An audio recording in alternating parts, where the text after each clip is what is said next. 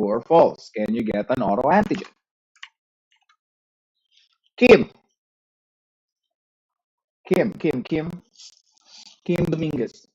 True. You can get an autoantigen. Explain. Siyempre, ayoko lang ng, true lang sir, bakit trip ko lang? No, we want,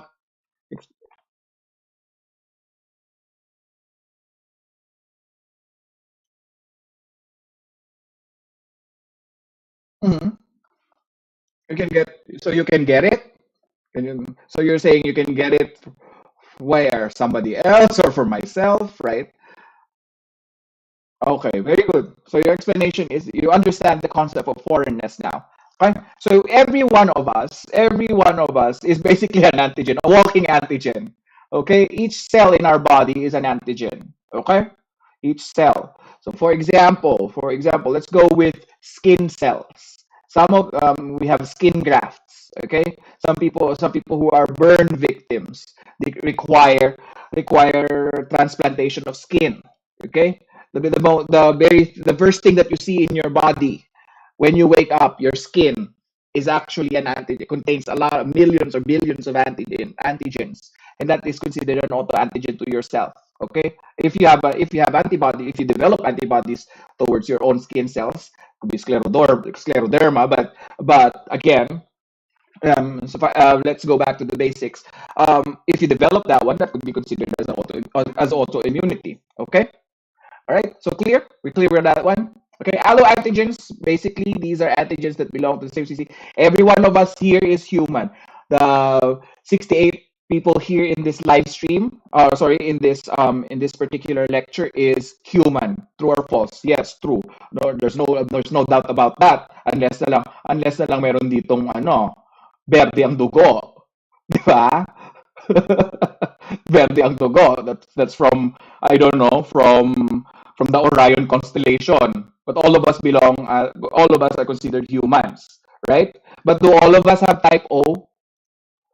'Di ba? Yun yung question. That is the question of that is what is being discussed when we're talking about alloantigens. Okay? Everyone belonging to the same group, okay? Everyone belonging to the same group but having different antigens. So for why do we need to know alloantigens in terms of foreignness? Why do we need to know this particular concept? It's because when we go to the next level of discussion on our in our immunology discussion, we're going to talk about transfusion medicine, right? We're going to talk about transfusion medicine, transplantation medicine, autoimmunity. Okay, and these people are, when we move on to discussions in hematology, I think I would also be discussing in hematology. We're also going to talk about autoimmune hemolytic anemias. Okay, so that's the reason why I want you guys to have a full grasp of the concept, because it not only helps us in immunology, blood banking, but it could also help us in other areas of the laboratory. Okay, heterophile antigens, please remember, it's just something that cross reacts. Okay, can somebody give me an example? Actually, that is the next question in our live in our slides. I think that's the next question. Oh, no, sorry, another name for alloantigens. These are known as isoantigens. It's isolated from one group. Okay, that's why it's isolated from one group of people or one group of organisms, one species. Okay. Now, most common example of heterophile antigen, that's the question that I wanted to go through. See, I've been discussing this for such a long time now. I already know what's about to happen next.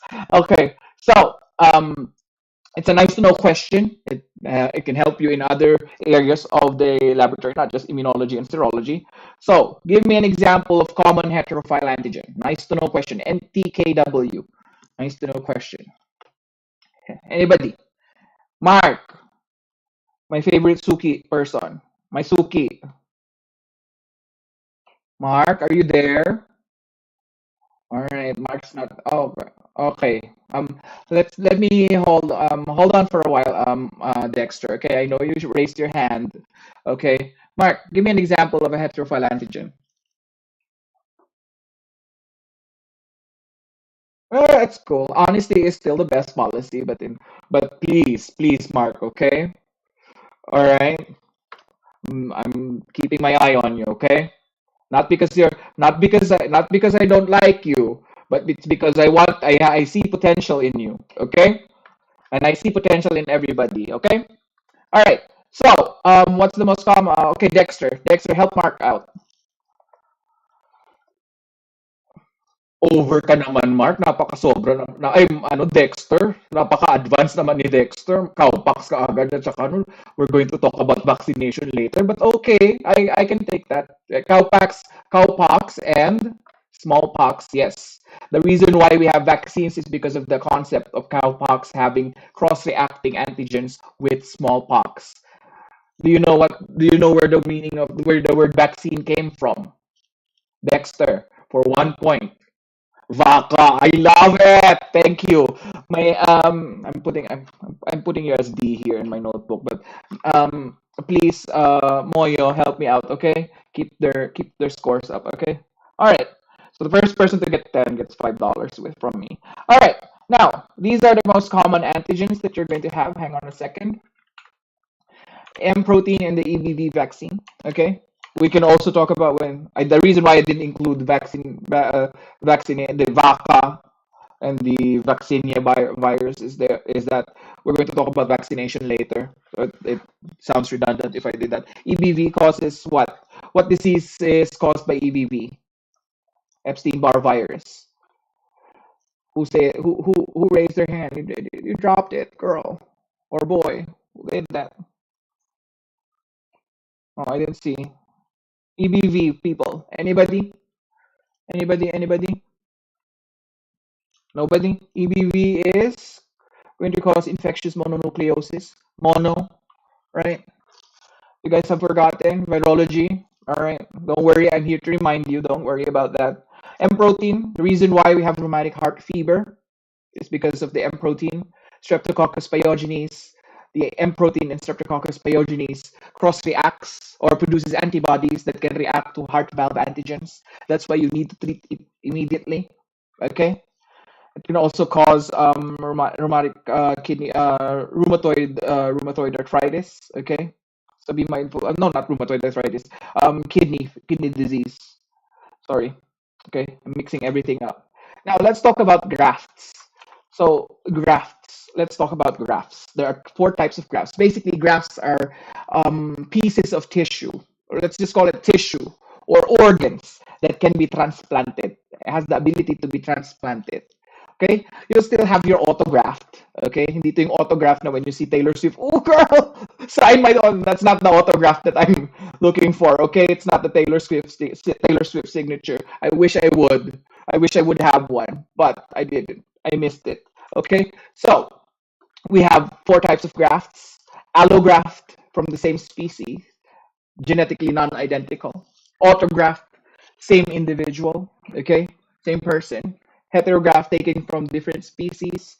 Isograft, same species, genetically identical. Bakit nadagdag? Sir, pinapahirapan niyo ako.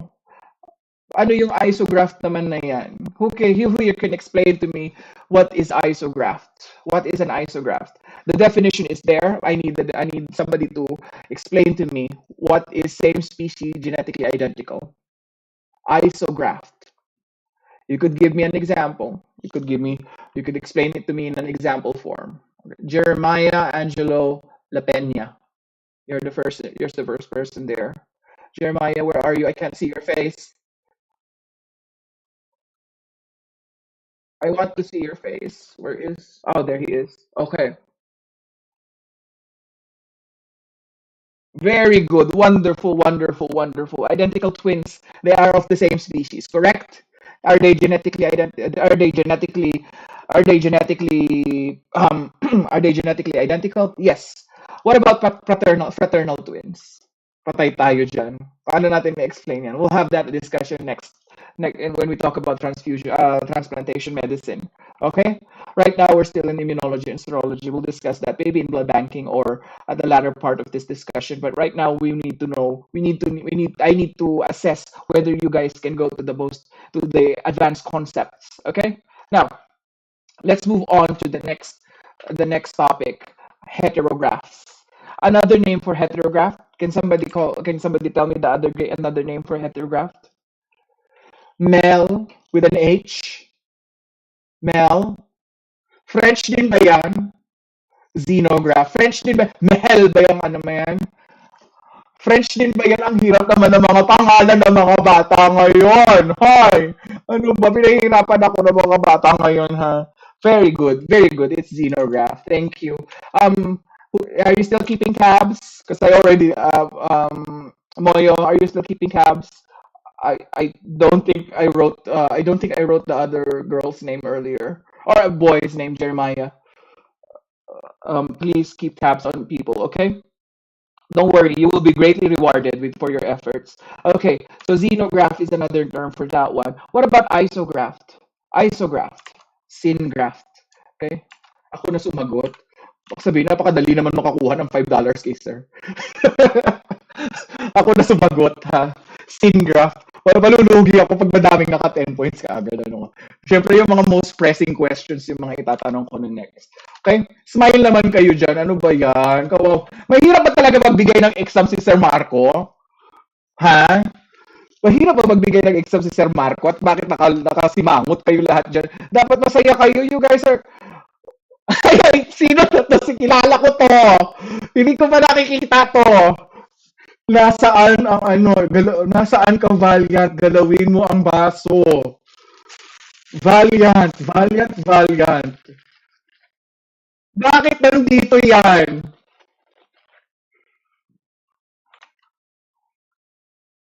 Sir Marco, bakit nandito yan? Ha? Ang mga estudyante ko nakalahi ko dapat ano, bright na pretty pa. Bakit nandito ka? That doesn't mean it's a shady thing. Don't worry. I love that you're here, but this is it where you belong, and I believe in you. Okay, I believe in you. Okay, kayang-kaya natin 'yan. Feeling ko nag-break siya ng jowa niya. That is heartbreaking. And I indeed know. I have a feeling. Okay, now let's talk about the type of graft in a fetus. Or sorry, the type of graft the fetus is in the womb. Do you guys know what type of graft it is? Same species, okay? Do the mother and child always have the same antigens? Di ba? Yes or no? Di ba? So, my answer is, wala pa akong tinatanong. Kayo naman, excited. Mamaya ako magtatanong. Chill lang kayo. Baba muna yung mga kamay, ha? Chill lang kayo. Baka mamulubi ako nito. Kayo naman. Allograft. Same species, different antigens. Okay? The allograft. Okay? Okay, now let's move on to organs or tissues that are most immunogenic. I've updated this. I think right now, as of 2016, the very first uterine transplantation has occurred, and that is from somebody from Russia or somebody from South Korea. I read the articles. This might be a question. I don't know. This might be a question, but the uterus can also be transplanted now, and I think a whole abdomen was just transplanted sometime in 2018, right before the pandemic started. So those are the two things that can be. I think I haven't updated this yet, but the most immunogenic is of course the bone marrow, obviously. Okay, the most immunogenic organ or tissue that can be transplanted is the bone marrow, obviously, because it has stem cells, of course, and it changes every time. It changes every time. Every step of the way, there is a different type of cell that comes from the stem cell. So that would explain why it's immunogenic, right? It's very foreign. The antigens on stem cells are variable, or on the bone marrow are variable. Okay. What is the least immunogenic? Who can answer this one? Renalyn de Guzman. I think your name is also familiar, Renalyn. Have you been a De Leon Suki member also? Okay, there's another Renalyn. Okay, or all right, all right, all right. Okay, so Renalyn, what is the most immunogenic? The least immunogenic. Sorry, the least immunogenic one. Liver, girl, you are going to kill somebody. Child, let's find somebody else. No, don't worry. That's just me being shady. Don't worry, girl. You are going to kill somebody that has a lot of blood vessels. I'll give you a clue. Oh, for those people who want to answer next, baba muna ang kamay. Mel, baba, chillax ka lang, Mel. Mel, baba muna, okay? Chillax lang, chillax lang, chillax lang, okay? Bigyan ko kayo ng clue. This has the least amount of blood supply. The one part, this is a part of the body that has the least amount of blood supply. Ang dami, pero nauna si Krista Marie Crasto. Okay, Krista Marie Crasto, show yourself. Introduce yourself. Charit. Charit. Krista, intestate girl, I told you there's a lot of blood supply. If there's a lot of blood supply, cells will enter that part of the body and they will reject something immediately. So what I'm looking for, the least amount, the least immunogenic, meaning the least the organ or tissue that has the least amount of blood supply that can be transfused or that can be transplanted. Mel, nakita ko nag-raise ka ng hand mo. Ikaw ang unang-una nung ano. After niya kanina. Cornea. Wonderful, wonderful. Can you give 1 point? Moyo, can you give 1 point to Mr. Mel? Thank you, Moyo. Oh, Makion. Makion. I love calling you in your French name. Makion. Okay, now let's move on to these are the answers, by the way. Let's move on to the organs that can be transplanted. I didn't add uterus there.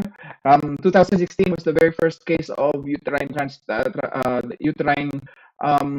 transplantation. You could just add it there. Not yet sure what happened to that patient. I didn't finish the whole thing, but it is a significant finding, actually a significant discovery or significant medical frontier. Okay, because that could mean that people who have problems in their uterus can now get a transplanted uterus, and they have the ability, the capacity to have children, o 'di ba yung mga vaog, okay? If you are not fertile, okay, or infertile for almost the rest of your life because of your uterus, probably a uterine transplantation is required, okay? So, let's go one by one. These are the organs, starting from the bone marrow, the skin, islet of Langerhans. Where is the islet of Langerhans? People, anatomy and physiology, or let's go with histology. Islet of Langerhans, Patrick Noel Dioso. Where is the islet of Langerhans?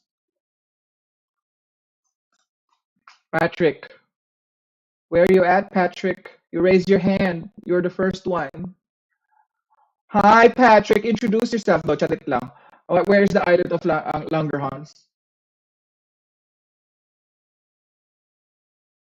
Very good. Wonderful, wonderful. Heart, kidney, liver, bone, xenograft, xenograft heart valves, and cornea. Why did I add xenograft heart valves there? What do I mean by xenograft heart valves? What do I mean by xenografted heart valve? What do I mean by that? These are organs that have been harvested from where? Ariane. Or like what? Yes, correct. You are wonderful. Why did you add a question mark at the end? Your tone sounded very unsure. You have to be sure, okay? You have such a beautiful face, girl. We have to see it. We have to see confidence in it. Confidence with the heart. All right. Let's move on to the next one. Categories of graft rejection. We are lightly touching on transplantation medicine, and I know there's more to these, but this is the basics. We have to come back to the basics. Okay, what are the categories of graft rejection? So we have hyperacute. Okay, we have hyperacute, accelerated, acute, and chronic.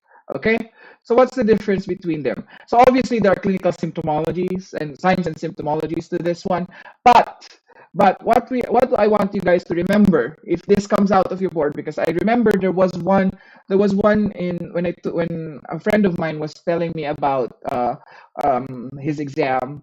He was telling me a story about his exams. He didn't know what the types of grafts are, and graft rejection. So I looked into it. Actually, the only difference between the four is the time. Okay, so I want you guys to remember, if it's within minutes after transfusion, there's no blood supply or a clot immediately formed, a clot immediately formed, that is hyperacute.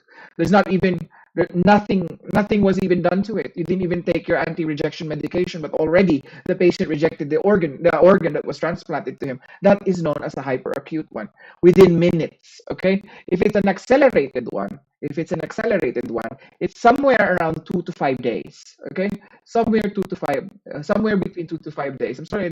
And if it's an acute one, not me being cute.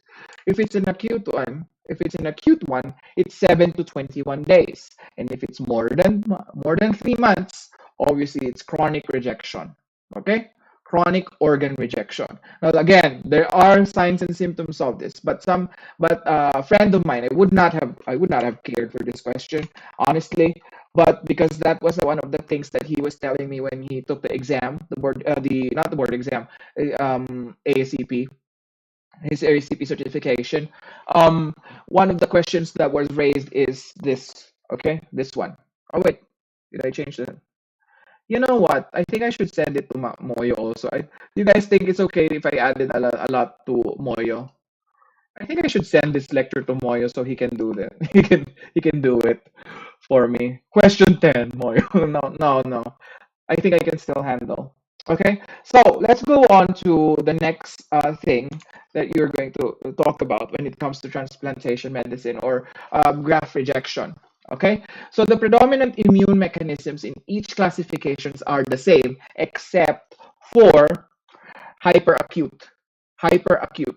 Okay, we'll discuss more about this later when we go into the specific topics of humoral immunity and cell-mediated immunity. But right now, what I want you to know is the difference between the type of immune mechanisms. So what goes on? What I'm talking about in this particular slide is what goes on. What brings about the destruction or the rejection of the organ being transplanted. Okay. So in this case, when we say if it's hyperacute, it's mediated by humoral immunity. Okay, humoral immunity.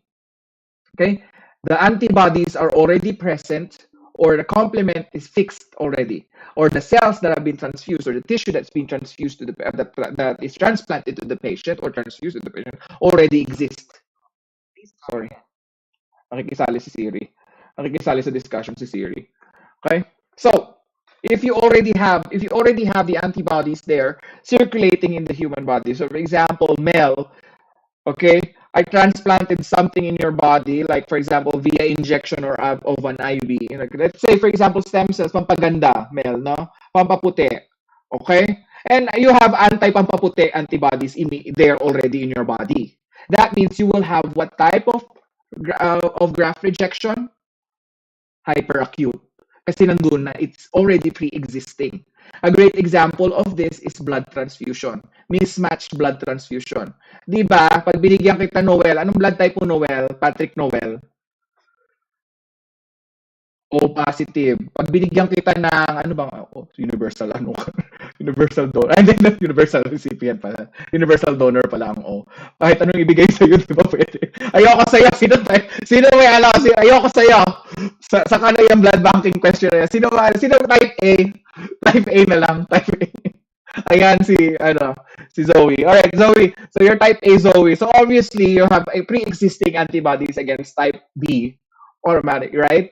So when somebody mismatch your, whether it be clerical error, let's talk about that some other time. But just so we're clear, when does she have? Why will she have immediate graft rejection or a hyperacute graft rejection? It's because the body itself already has pre-existing antibodies. Okay. Body itself already has pre-existing antibodies. Bakit itong iba cell-mediated? Kasi hindi pa nila kilala eh. Foreign pa lang siya eh. Kakabigay pa lang eh, 'di ba? Hindi naman lahat in nature eh galit ang katawan natin. 'Di ba? Kinikilala muna 'yan. Parang mga jowa, 'di ba Valiant? 'Di ba Valiant? 'Di ba Ariane, Dorothy, right? Kinikilala muna natin ang mga jowa. Hindi yan basta-basta tinatransfuse. Bakit ganun yung daliri nung thumb? Parang gnarled. Parang ginger. Ang pangit nung wag kayo magsa-thumbs up.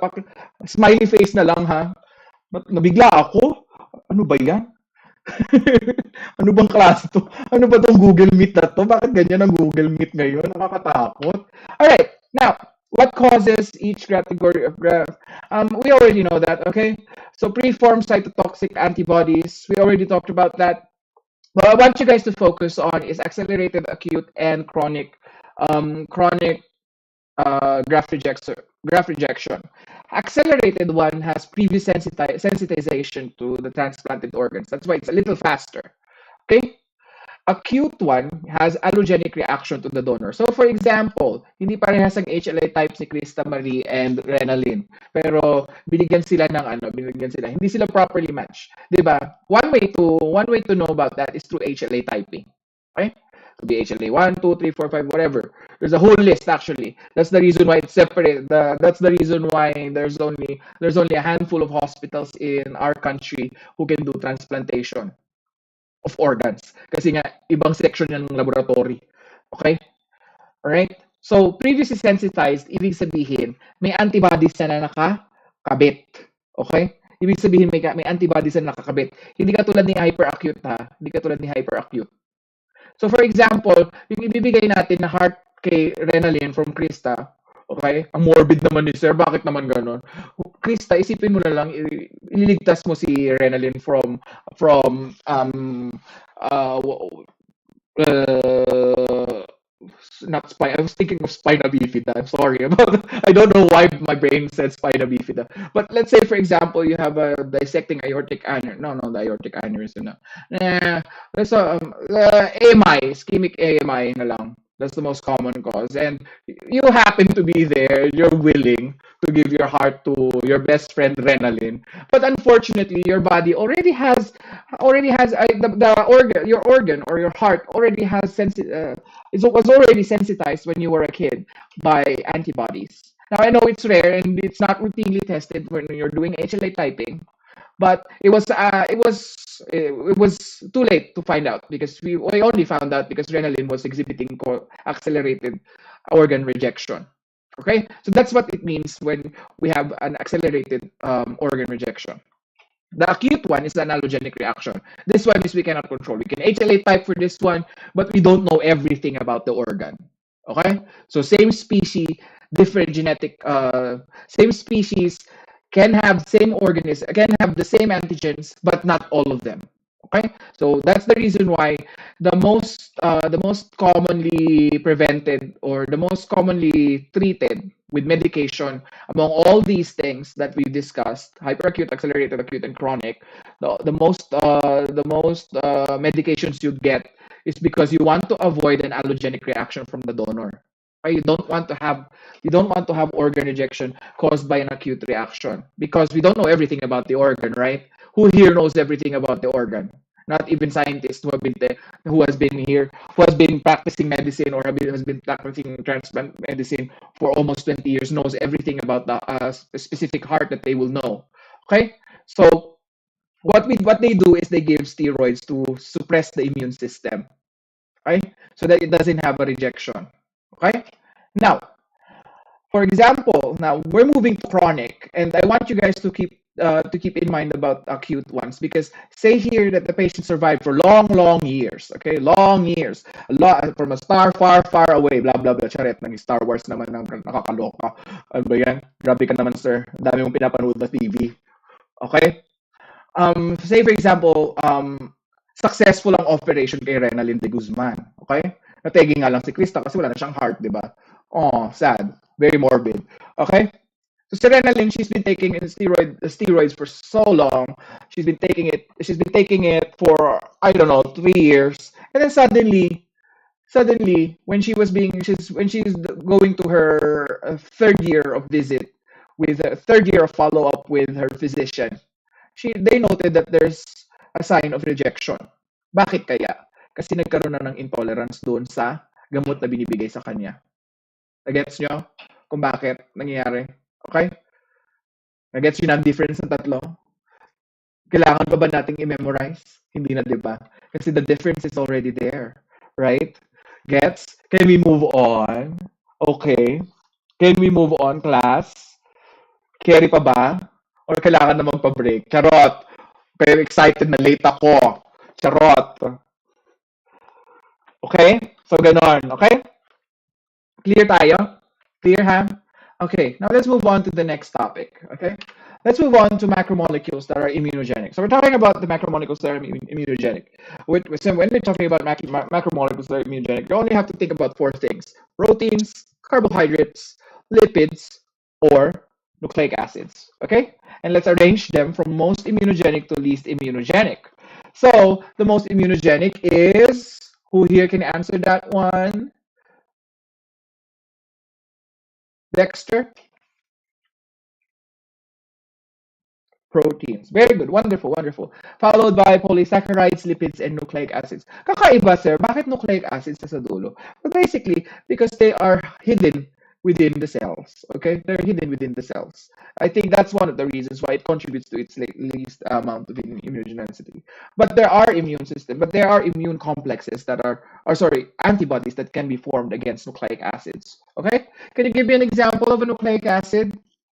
Sige nga, review tayo ng ano natin, cytogenetics natin. Ay, no, meron pa bang cytogenetics, Sir Marco? Baka mamaya tanong ako ng tanong, wala na palang cytogenetics sa mga estudyante.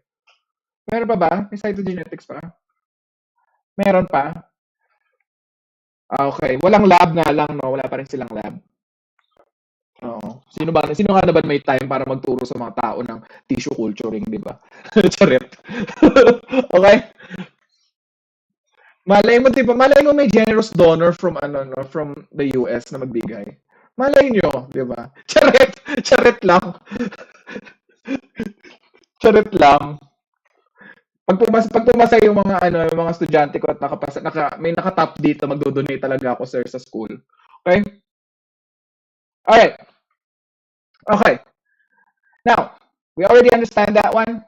Protein, polysaccharides, lipids, and nucleic acids. Actually, by itself, in its inert form, okay, in its inert form, these macromolecules cannot elicit an immune response. Would you agree? True or false? Sino mag-agree? Type na lang tayo sa chat.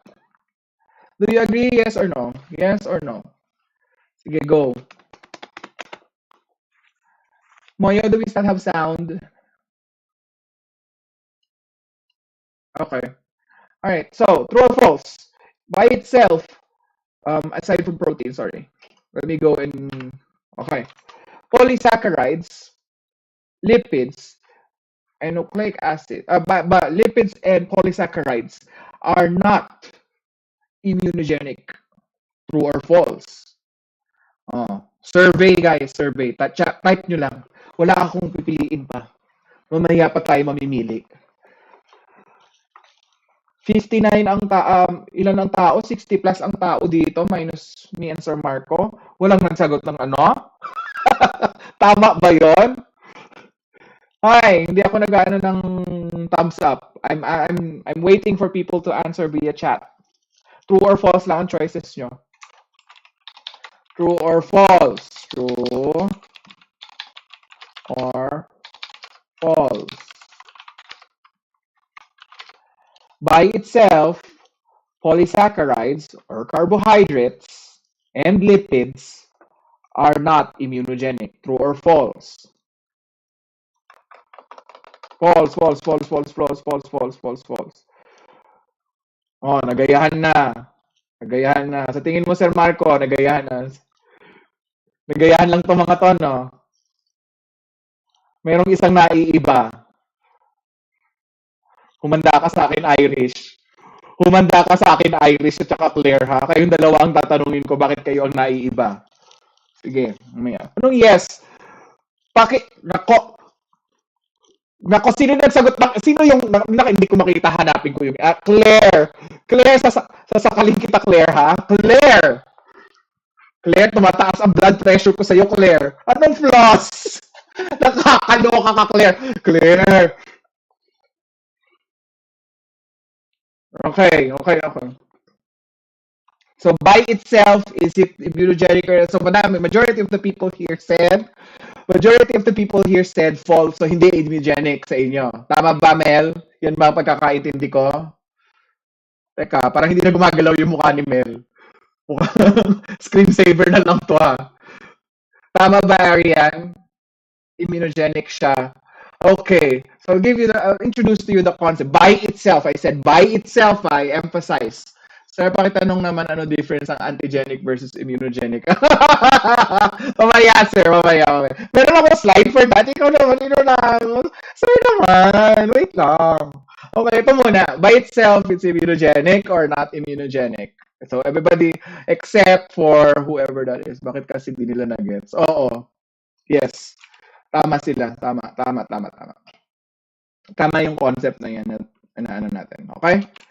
Nakikita na namin ni Sir Marco kung paano kami gagawa ng exam niyan. By the way, class, I'm not sure if Sir Marco told you, but I will be. Am I still the one? Yeah, I'm the one making the exams, right, Sir Marco? Yes. Uh-huh. Okay. So, I think yung iba dito yung mga naging students ko in the past na experience nila kung paano ako magpa-exam. I don't ask questions directly. Hindi ko kayo tatanungin ng what is this? Girl, no. Bahala kayo sa buhay ninyo mag-isip. 'Di ba? Ganun tayo, 'di ba, Sir Marco? Okay? So majority of the people asked majority of the people that said false kasi hindi daw immunogenic siya, sabi nila. Okay. So, ang nakatama lang sa inyo is si Lorraine Bokbok at saka sino pa yung isa? Si Claire Gono. Okay? Claire Gono. Bakit? I said immunogenic. You can elicit an immune response, not antigenic. Yeah, these things are antigenic because they have structures. Polysaccharides can be what? Can be linear. It could be linear. It could be like glycogen that's branching. Lipids could be made of sterols, but they cannot express these sterol molecules can be washed away by alcohols, which is obviously present in the human body. Alcohols or aldehydes, right? Now why are these two ladies correct? Claire, Claire and Claire Gono and Irish is correct. Kasi by itself, they're not immunogenic. However, when you mix together protein and a polysaccharide, you'll have what? A what? What is the biochemistry review tayo? Patay tayo, basics tayo niyan, Sir Marco. When you combine a protein molecule with a polysaccharide, you'll have what? When you combine a protein with a lipid, you'll have what? A what? Patay tayo. Bigyan ko kayo ng example. Clinical chemistry review number 1. Clinical chemistry review number 1. Clinical chemistry review. Ano yung mga good molecules natin at saka good cholesterol natin at saka bad cholesterol natin? Anong tawag sa kanila? Si VLDL at LDL. Sige, Audrey. Ako nararamdaman.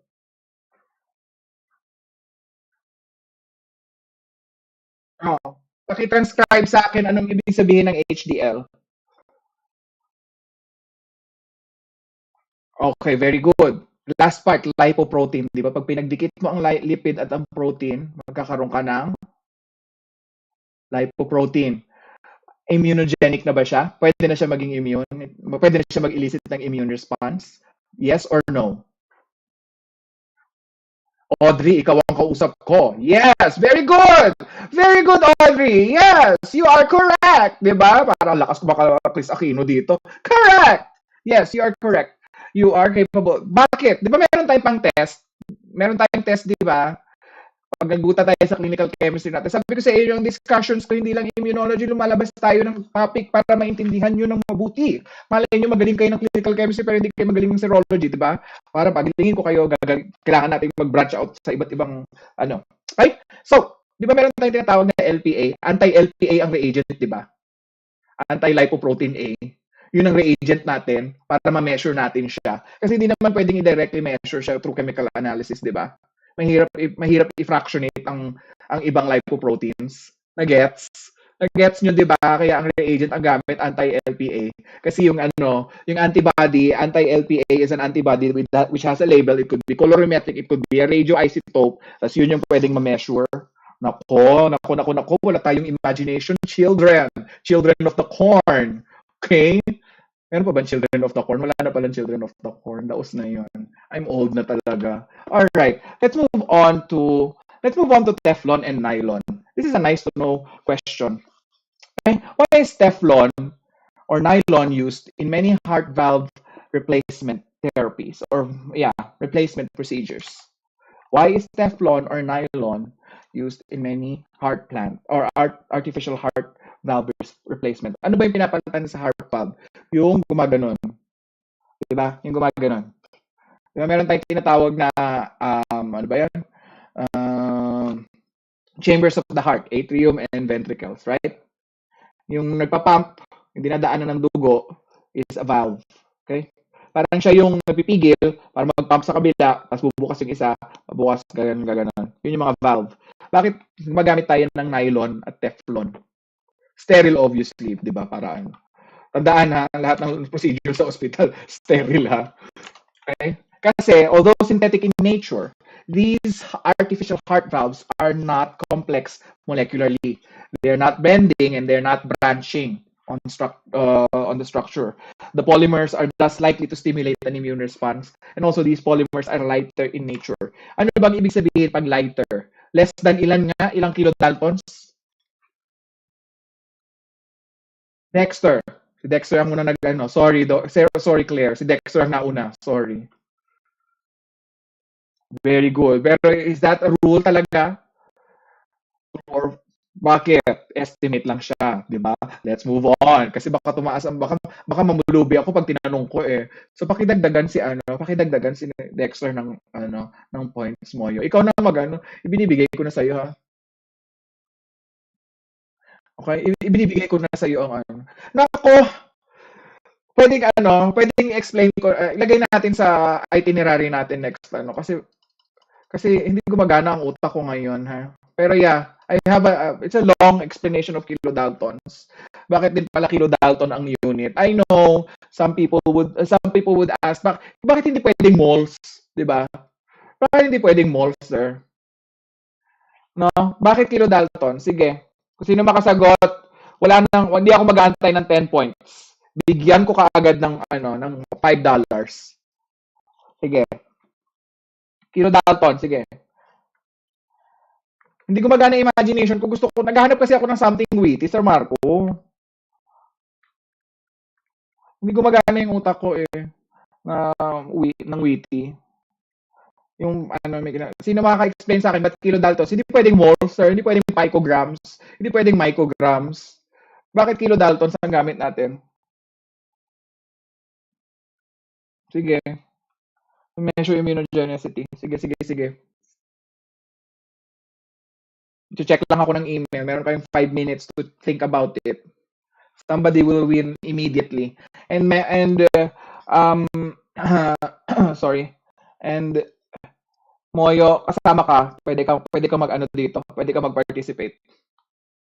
Sige. Bakit kilodaltons ang gamit? Oo nga, Sir Marco, hindi na nila alam yung Children of the Corn. Masyado na akong matanda. My goodness. I can't believe it.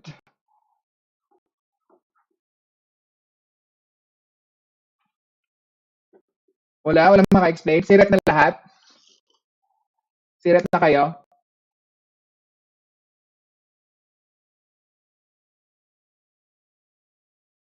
Oo. Bakit? Hindi nila alam yung kilodaltons. Hindi na-explain. Oh no. Okay. So kilodaltons ang gamit natin when we're measuring molecules. Okay? And it's hard to measure. How do we measure? Sir, may weight din ba yan? May gram din ba yan? Hindi. Kaya daltons ang gamit natin is because we're measuring something by the atomic level or molecular level. Okay? We're measuring something. We're not using something like a scale. We're measuring something's mass. Okay? All right? It's a mass unit. Okay, so ito yung addition ng mga, for example, you have carbon. What is the molecular mass, atomic mass? So pinagdagdag siya. Okay, kaya kilodaltons. Okay, gets na? And how do we measure that? Patay tayo dyan. How do we measure that one? Do we still use a scale? Do you think you guys still, true or false? Ito magandang question. Tapos hindi ako papayag na true or false lang. True or false lang. Kailangan may makapag-explain sa akin. Sige, ako ang magtatawag ngayon. Ako ang magtatawag. Walang mag-raise ng kamay. Saan na ba yung mahabang listahan niya yan? Nasaan si Alma Marie Balbuena? I'm sorry, you're the first one here in the list. Alma Marie Balbuena. Hi, Alma. Why are you swimming? I can't see your face. Your beautiful face. I want to see it. Ooh, girl, you have a lovely face and lovely AirPods. Okay. Now, paano tayo nagme-measure ng Daltons? Sige.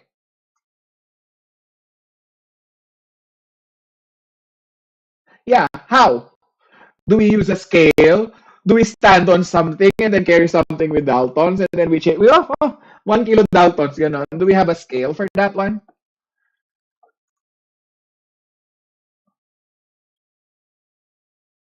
Okay, honesty is the best policy. That's okay with me. Let's move on to the person next to you in the picture. Audrey Fontanilla. I'm sorry, ikaw ang katabi niya sa picture eh. Ay, nakasmile pa siya. I love the hair, by the way. I love the hair. Okay, Audrey. Audrey, explain to me how one would measure Daltons. Analytical chemistry yan. Huwag niyo sabihin hindi tinuro sa inyo yan. Analytical chemistry, naalala ko pa yan. Hindi pa pwede, hindi ako papayag na ano. Sir Marco, ang isa sa requirement, di ba, para makapasa ng anak chemist, para makakuha ng clinical chemistry is to pass anak chem and biochem and organic chem all together, di ba? Is that correct?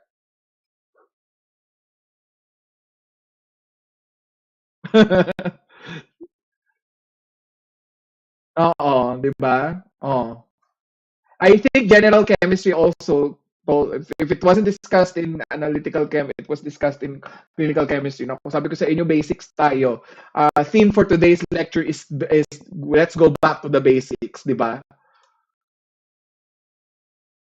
Sige, paano? Siret na. Ah, siret na.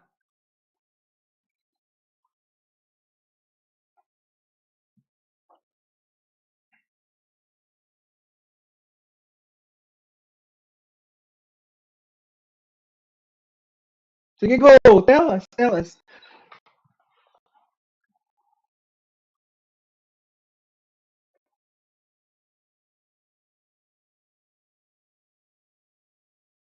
Yeah, pero paano nga nakuha yung Dalton? O, sige, paano nakuha yung Dalton?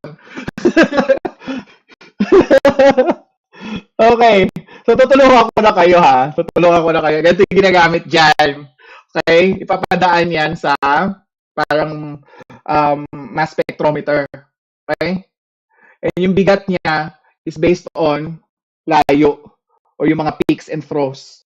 Okay? So based on the peaks and throws yan ng atomic mass. So essentially what they do is they hit they hit atoms together and they pass it through a vacuum and it goes through a solution it goes through a mobile phase which could be a copper tubing or anything that could support an electrical field and it measures and daltons are measured based on their peaks and throws. So for example, there are 7 units of Daltons for hydrogen here, blah blah blah for so on and so forth. Sa arsenic, blah blah blah. So bakit important kung tinanong sa inyo yan? Kasi hindi lang niyo yan pwedeng malaman sa sa immunology and serology. Itatanong din yan sa inyo sa clinical chemistry lalo na pagka nag-take kayo ng chemistry exams ninyo, certification. Sa Philippines lang ba tayo willing mag-work? Ayan na ang question ko. Sige. Sa Philippines lang tayo willing mag-work. Ayaw natin magpunta ng Middle East, Singapore, Canada, Australia, and or magstay tayo with medicine. Ay magme-medicine ang iba. Who here will go to med school? Nako, nawala na. Walang mapupunta ng med school. Okay.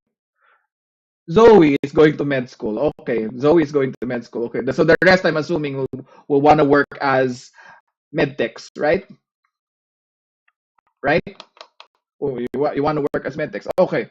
So, are you familiar with the types of exams that you're going to take when you go out of the country? Obviously, you're not going to stay there, right? Unless you have other plans like head the laboratory. Right now, I can sense that people are going into healthcare.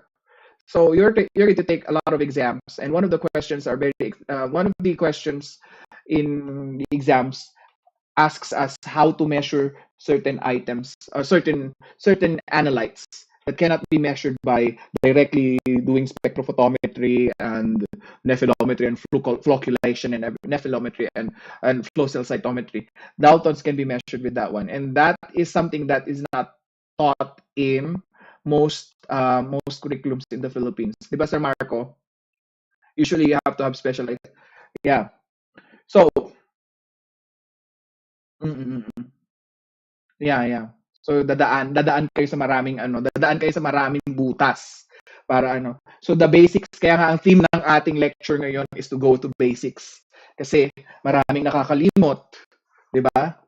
Advanced na ang ibang inaaral. Yung iba diyan, I know people can answer questions for mixing studies na, or people can answer the ANA patterns or nuclear antibodies. Pero pag tinanong mo ng simple questions like immunogenicity and antigenicity, as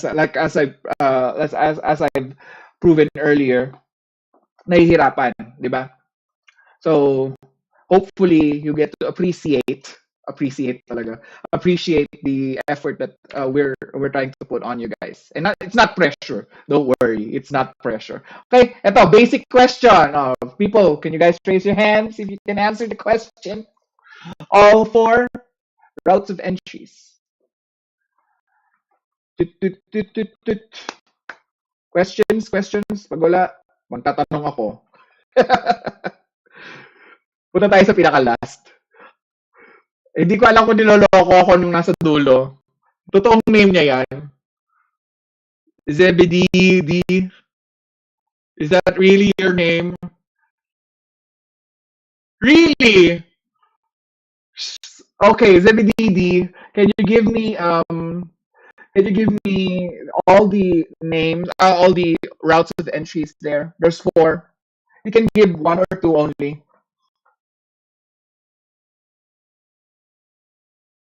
Oh, nope. I'm talking about injection. What type of injection? Okay, I'm gonna guide you through it. What type of injections?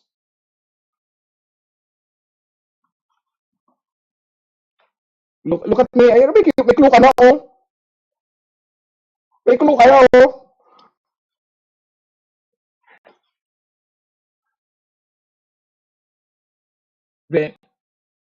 Girl. What about Valiant? Can you help her? Valiant, can you help her? Where's Valiant? Prove to me, Valiant, that we are not just pretty, we are bright. Valiant. Where's Valiant? Wala po akong kape, sir. Ano mo kinalaman ng kape? Ano ba ito? Ano ba ito? Nag-aaral ba tayo or nagkakape? Anong kalokohan? Okay, sige. Hanap na lang tayo sunod. Nasa taas ni Valiant. Ito, how can I... Sil Idreen Boongaling. Sil Idreen Boongaling. Where is she? Hi? Are you there? Ang dami nagtataas ng kamay. I'm sorry. Ngayon lang ako magtanong. Mamaya ako kayo tatanungin, okay? Sige. Wala din. Wala ata, absent ata to, sir. Next tayo, kay Sydney tayo. Sydney Luis Ricabo. Are you there? Oh my gosh, you're so pretty. Okay. What's the four routes of entries that we can have for antigens? Okay. Another one?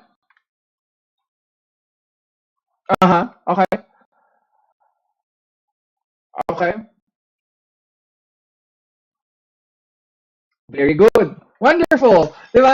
Ang dami mo binigay sa akin pero apat lang tinatanong ko. That's the level of enthusiasm that I'm looking for. Everybody give her a round of applause. Okay.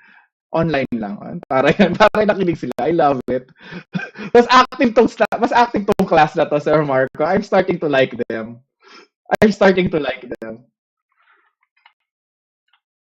Oo, for the online class, yung for the pa nila hindi pa for the na tama, ganitong for the. Ganyan pa yung for the nila, for the online class. Ganyan yung for the nila yung chinat ko sa inyo. Okay, so let's go with these are substances that enhance the immune response by prolonging the half-life of an antigen. Okay, ito na yun. Kasi sabi ko sa inyo, babalikan natin eh. Okay, who can answer this question? These are substances that enhance the immune response by prolonging the existence or half-life of an antigen. I saw Claire Gono first. Okay, Claire, do you mind helping me out? Claire, are you there?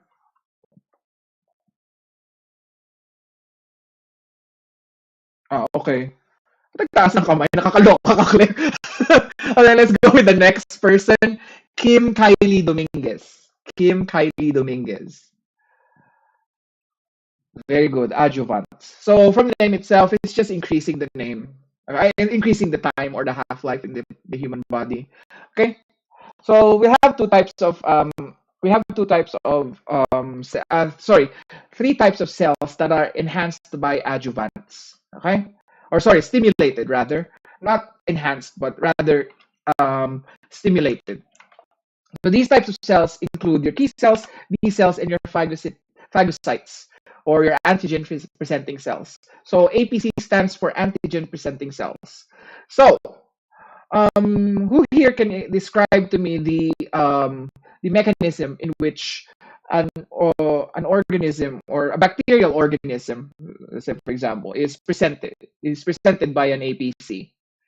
Anybody here still remembers their phagocytosis discussion? Nobody na? Okay.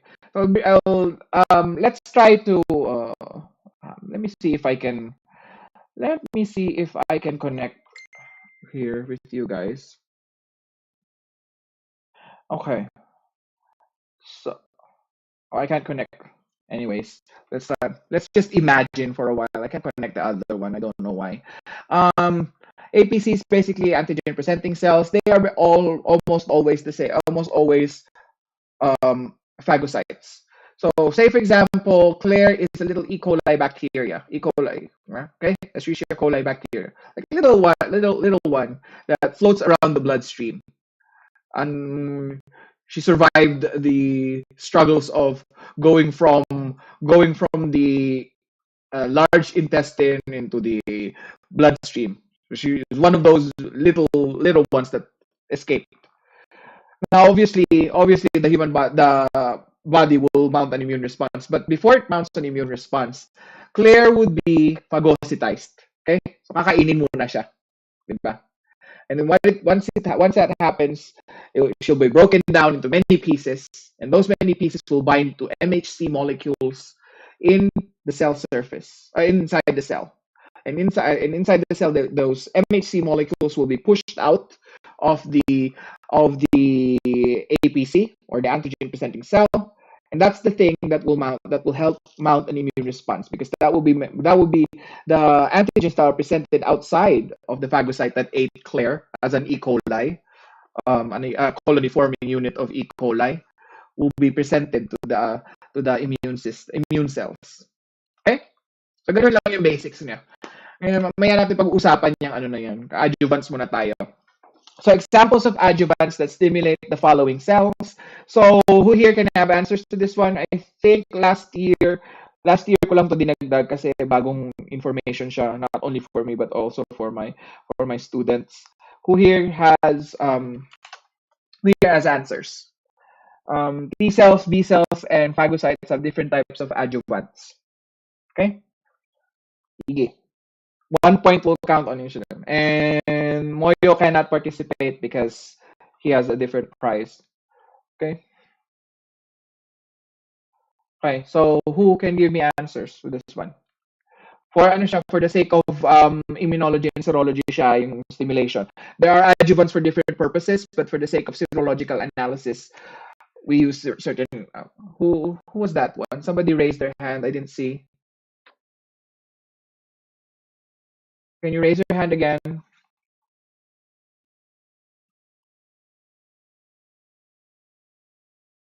Somebody raised their hand. Okay, Kim.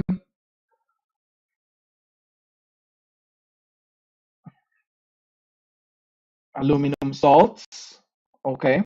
B cells, actually, it's for phagocytes. It's alum adjuvants. That's for phagocytes. For B cells, it's lipopolysaccharide carriers. Okay. It's lipopolysaccharide carriers. What about for T cells? Extra points if you can name the transcribe the Grace. Gracie, sorry, Gracie.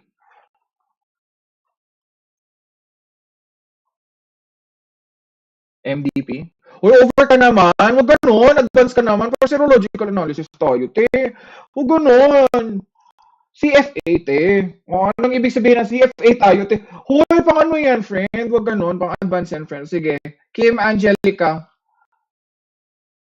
Ano yan, Kim? Ayun! Yun yung hinahanap natin. Huy, ikaw pang ano yun? Pang surgery ka na, ha? Advance ka na magbe-medicine siguro to. Ikaw, ha? Magme-medicina to. Future manggagamot to. Tatandaan kita, ha? Sa iyo ako magpapa-pap smear. Charet! Sa iyo ako magpapa-pap smear. Charet! Char lang. Okay? So, yan. Okay, so lipopolysaccharide carriers for B cells are a lot of things. Okay, so alum adjuvants or aluminum salts. Tama si ano doon pero wrong cells. Okay, si Kim pero okay. So but at least partially correct. Okay, and CFA. Okay, Ferns adjuvants.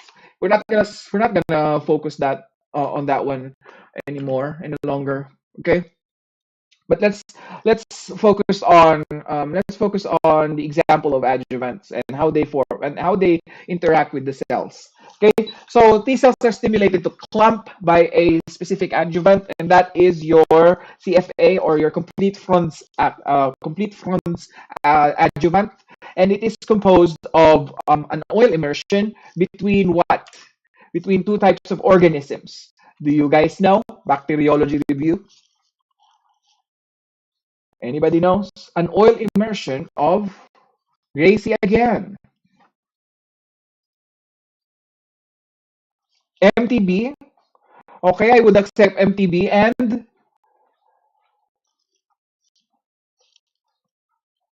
okay, Bordetella pertussis. Incomplete eh. Staggered ang ano natin, ang speech natin ha, girl. Confidence is key, okay? Confidence. Smile naman. Ano ba? Ba't parang hindi ka sure? Uncertain. Girl, a lot of you girls have pretty faces. You guys are not smiling. Okay? Okay, so complete Freund's adjuvant is two things: an oil immersion of Mycobacterium butyricum. That's why I accepted MTB. It's not actually Mycobacterium tuberculosis, but butyricum. And the other one is Bordetella pertussis. Okay? Or pertussis. Sabi ng mga ano ko, ng mga katrabaho ko mga kano, pertussis daw. Sabi nila. Ang arte, di ba? Pertussis. All right. Now, let's move on to CFAs that can be used in humans. Okay. So there's a specific brand, and I know. I no. Sorry, we're asking a true or false question. That's too advanced. A true or false question. CFA can be used in humans. Yes or no? Yes or no? Sorry, true or false pala. Can it be used on humans? Yes or true or false? Tingnan natin kung mga ano, kung sino yung mga ano. Hindi ako nagpapa-raise ng hand. Lahat kayo pinasasagot ko. Sino yung nag-raise ng hand? True or false? Sige, tingnan natin kung sino yung ano. Sagot. 5, 4, 3, 2, 1. False. Somebody said false. Who else said false? Isa lang ang kausap ko. Si Bay lang. Sherwin said false. Skyla said false. Walang magtutrue talaga. Sige, lahat kayo nag-false. Iisa-isahin ko yung nag-false. Okay. Sino pa? Si James Paul lang ang ano, pinaka-last. Okay. Okay, si Bay muna tayo. Kala mo James Paul, hindi ba na kita tatanong? Si Bay muna. Bay, where are you, Bay? Abo? Miss Abo? All right. So, why can't we use Why can't we use CFA on humans? Anong purpose ba niya?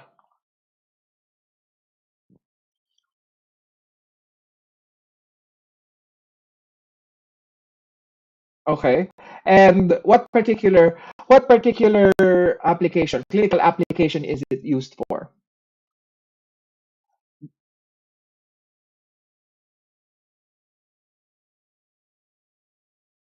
Oh yes, very good. But which vaccines? Yun yung tinatanong ko.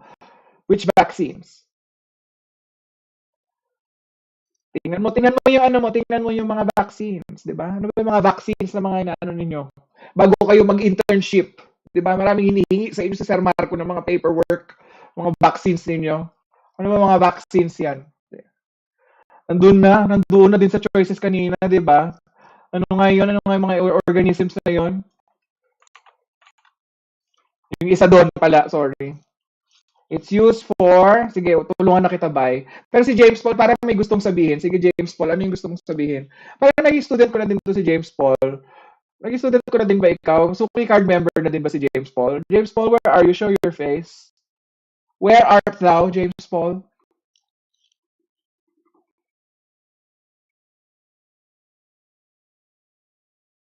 Estudyante, ay, hindi ko pala yan naging estudyante. Hindi ako familiar. O sige, nice to meet you, James Paul. Now, what is the clinical application?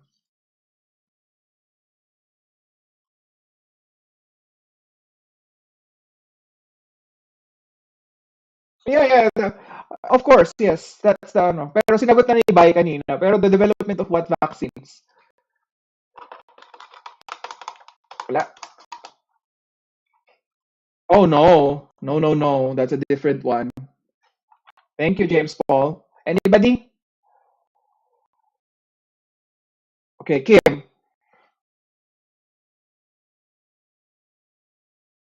Nope. That's a different one. Oh, nope.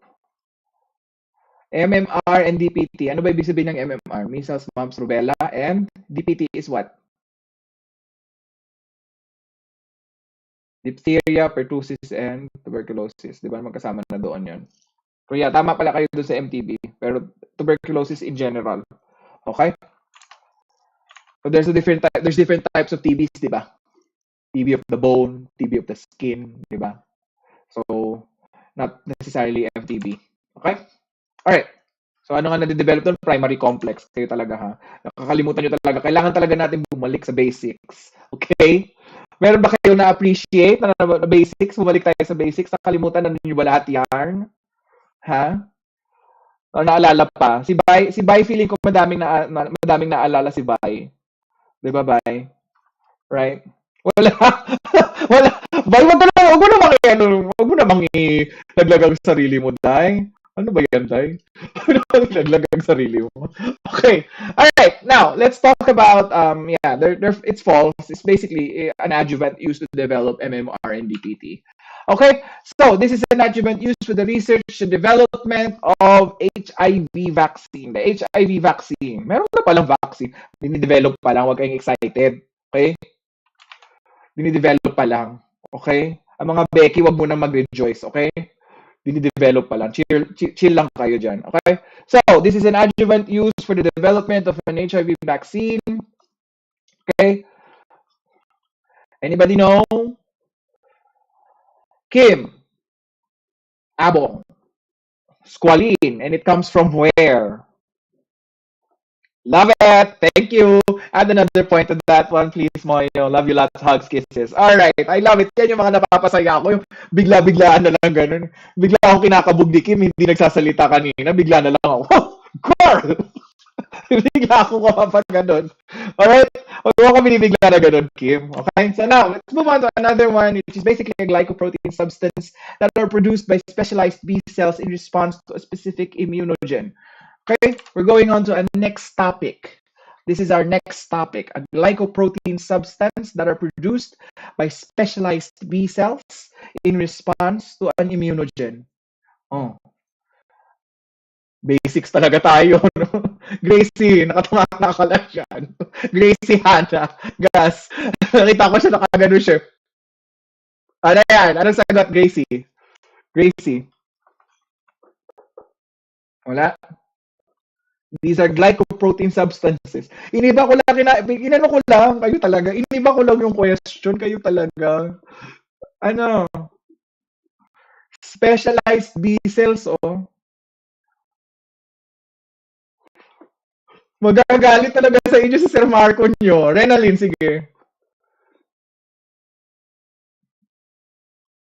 Ano po? Naputol. Tama sana yung sagot. Biglang naputol. Nakakainis naman. Very good. Anong ibig sabihin? Anong another name for immunoglobulin? Renalyn ang kausap ko. Renalyn, bakit mo ako binabaan ng telepono? Renalyn na, yan ba ang tinuturo sa inyo? Sa Capital Medical Colleges? Babaan lang. Charit. Charit lang. O, sige, ano? Anong another name for immunoglobulin? Arte? Arte, gusto pa yung mahaba, immunoglobulin. Pinahirapan mo yung sarili mo, dahil. Nagigigil na si Leila. O, gusto nang sagutin, no? Sige na, Leila. Tulungan mo na ka, Leila. Nagigigil na si Leila eh. Kanina pa raise ng hand eh. Sige, where's Leila? Oh, very good. Nagigigil ka na, Leila, no? Antibodies! Kanina pa siya raise ng hand eh. Ganun, nagigigil ako sa iyo, antibodies. Ganun, ganun yung feeling. Ganun yung ano, ganun yung naman. Ganun kasi dating sa akin kapag sunod-sunod yung ganun yung karena din, no? Antibodies. Okay? So it's antibodies. Okay? So glycoprotein substances that are produced by specialized B cells. Ano ba yung specialized B cells na yan? Ba't pa pinaltan ko? Ang arte ko kasi, pwede ko naman gilagay plasma cell, di ba? Pinahirapan ko yung mga estudyante talaga, no? Ang gulo-gulo po, sir, eh. Specialized naman talaga siya. Kasi, di ba, it's from a B cell. Di ba? A naive B cell. Hasn't been stimulated. It's not a memory B cell. Okay? So it's a specialized B cell. So it's a plasma cell. Okay? Glycoprotein ba siya? Yes. Specific ba ang immunogen na target niya? Yes. 'Di ba? Antigen ng ano. So immunogen, antigen, immunoglobulin. Tandaan niyo na yung mga meaning, other names. Kasi makulit kami ni Sir Marco. Pinagbabalik-baliktad namin yan para guluhin kayo. Okay? Yan yung tandaan ninyo. Yan ang pakatatandaan ninyo. Di ba, Sir Marco? Mahilig kami manggulo ng utak ng mga estudyante. Okay? Oo, pati mga ano, lahat. Ano yung last time na ginamit natin, Sir Marco, yung naluka sila, walang tumama, mas isa. Pero kung naalala nyo, pinalitan ko lang yung pangalan, pero napakasimple ng tanong. Okay? So next. So those are antibodies, or kung maarte kayo katulad ni Renalyn, immunoglobulins. Okay? Now, this is the topic that I think we should take a rest kasi tapos na tayo sa introduction. Is it okay? Like 15 minutes, I need to get a drink of water. Okay? Carry lang ba? And Moyo, I'll send you a link or nandun ka na sa link natin, Moyo. Moyo, where are you? Oo, may nagbigay sa'yo. Paano mo nalaman? Wait lang. Paano mo nalaman? Wala pa akong binibigyan ng link. Sinearch mo lang. Okay. Ang galing mo naman, oh. Alright. Okay, that's cool. Okay. Anyways, we're gonna stop at that one, and then we'll come back later, okay? 10 minutes. Yeah, 10 minutes. Starting now. Maglagay ako ng timer sa screen.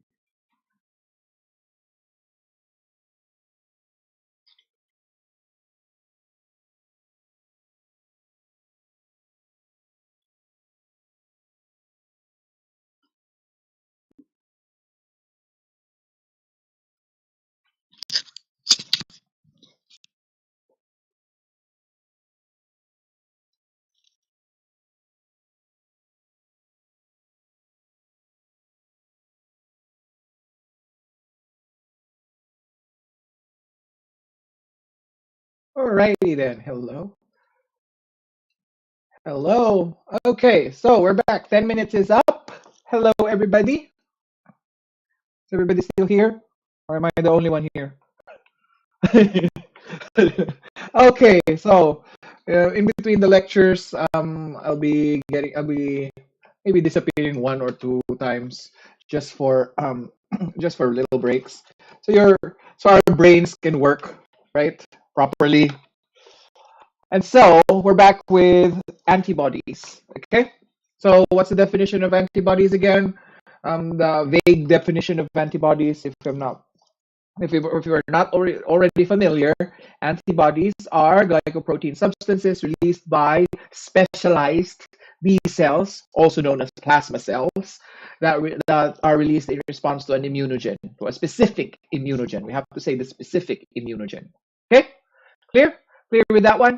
Now we have to talk about you might have noticed earlier that I added another my nephew's account in in in here because I'm using it. I'm using his email because I'll be presenting my handwritten notes later or drawings because we cannot discuss antibodies if without any imagery, di ba? Mahirap mag ano lang tayo, mag-imagine. Okay? So, with that in mind, we're going to talk about the basics of antibodies first. Kasi nga ang theme ng ating lecture for today is back to basics. Okay? So, what are the general functions of antibodies? Sige nga, since back to basics tayo, what are the general functions of antibodies? Sige, yung mga nakakamera lang muna. Sige, si Lilo Zoe muna tayo. Zoe. Hoy, girl. General functions lang yan, girl. Ano ka na, girl?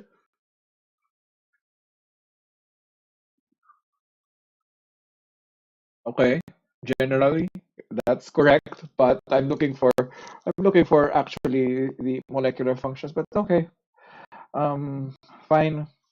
Let's find another person. Let's not make your life miserable, Zoe, with that one question that you might not have known. Okay, let's go with Valiant Asenas. Girl, where are you? Where are you at? Girl, I miss you. All right. So, can you give me a function of antibodies? Just one of the three.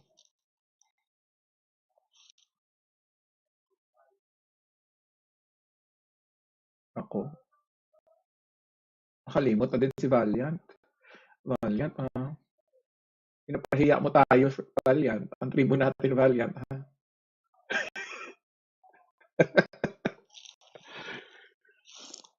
May sinabi ka ba? Hindi ko narinig, Valiant. Nandyan sa harap mo, ano ba tinitingnan mo? Nandyan na sa harap mo ang question, isa lang ang hinahanap ko. Girl, oh. Ay nako, Valiant, nagtatagal tayo. Punta tayo kay Rayhana, Malako. Ano nga ang function? Nandiyan ang question sa harap. General functions lang. 1, 2, 3 tayo. Sige. What about Angelica Abong? Kim Angelica Abong. Si Kim, binibigla na naman ako eh.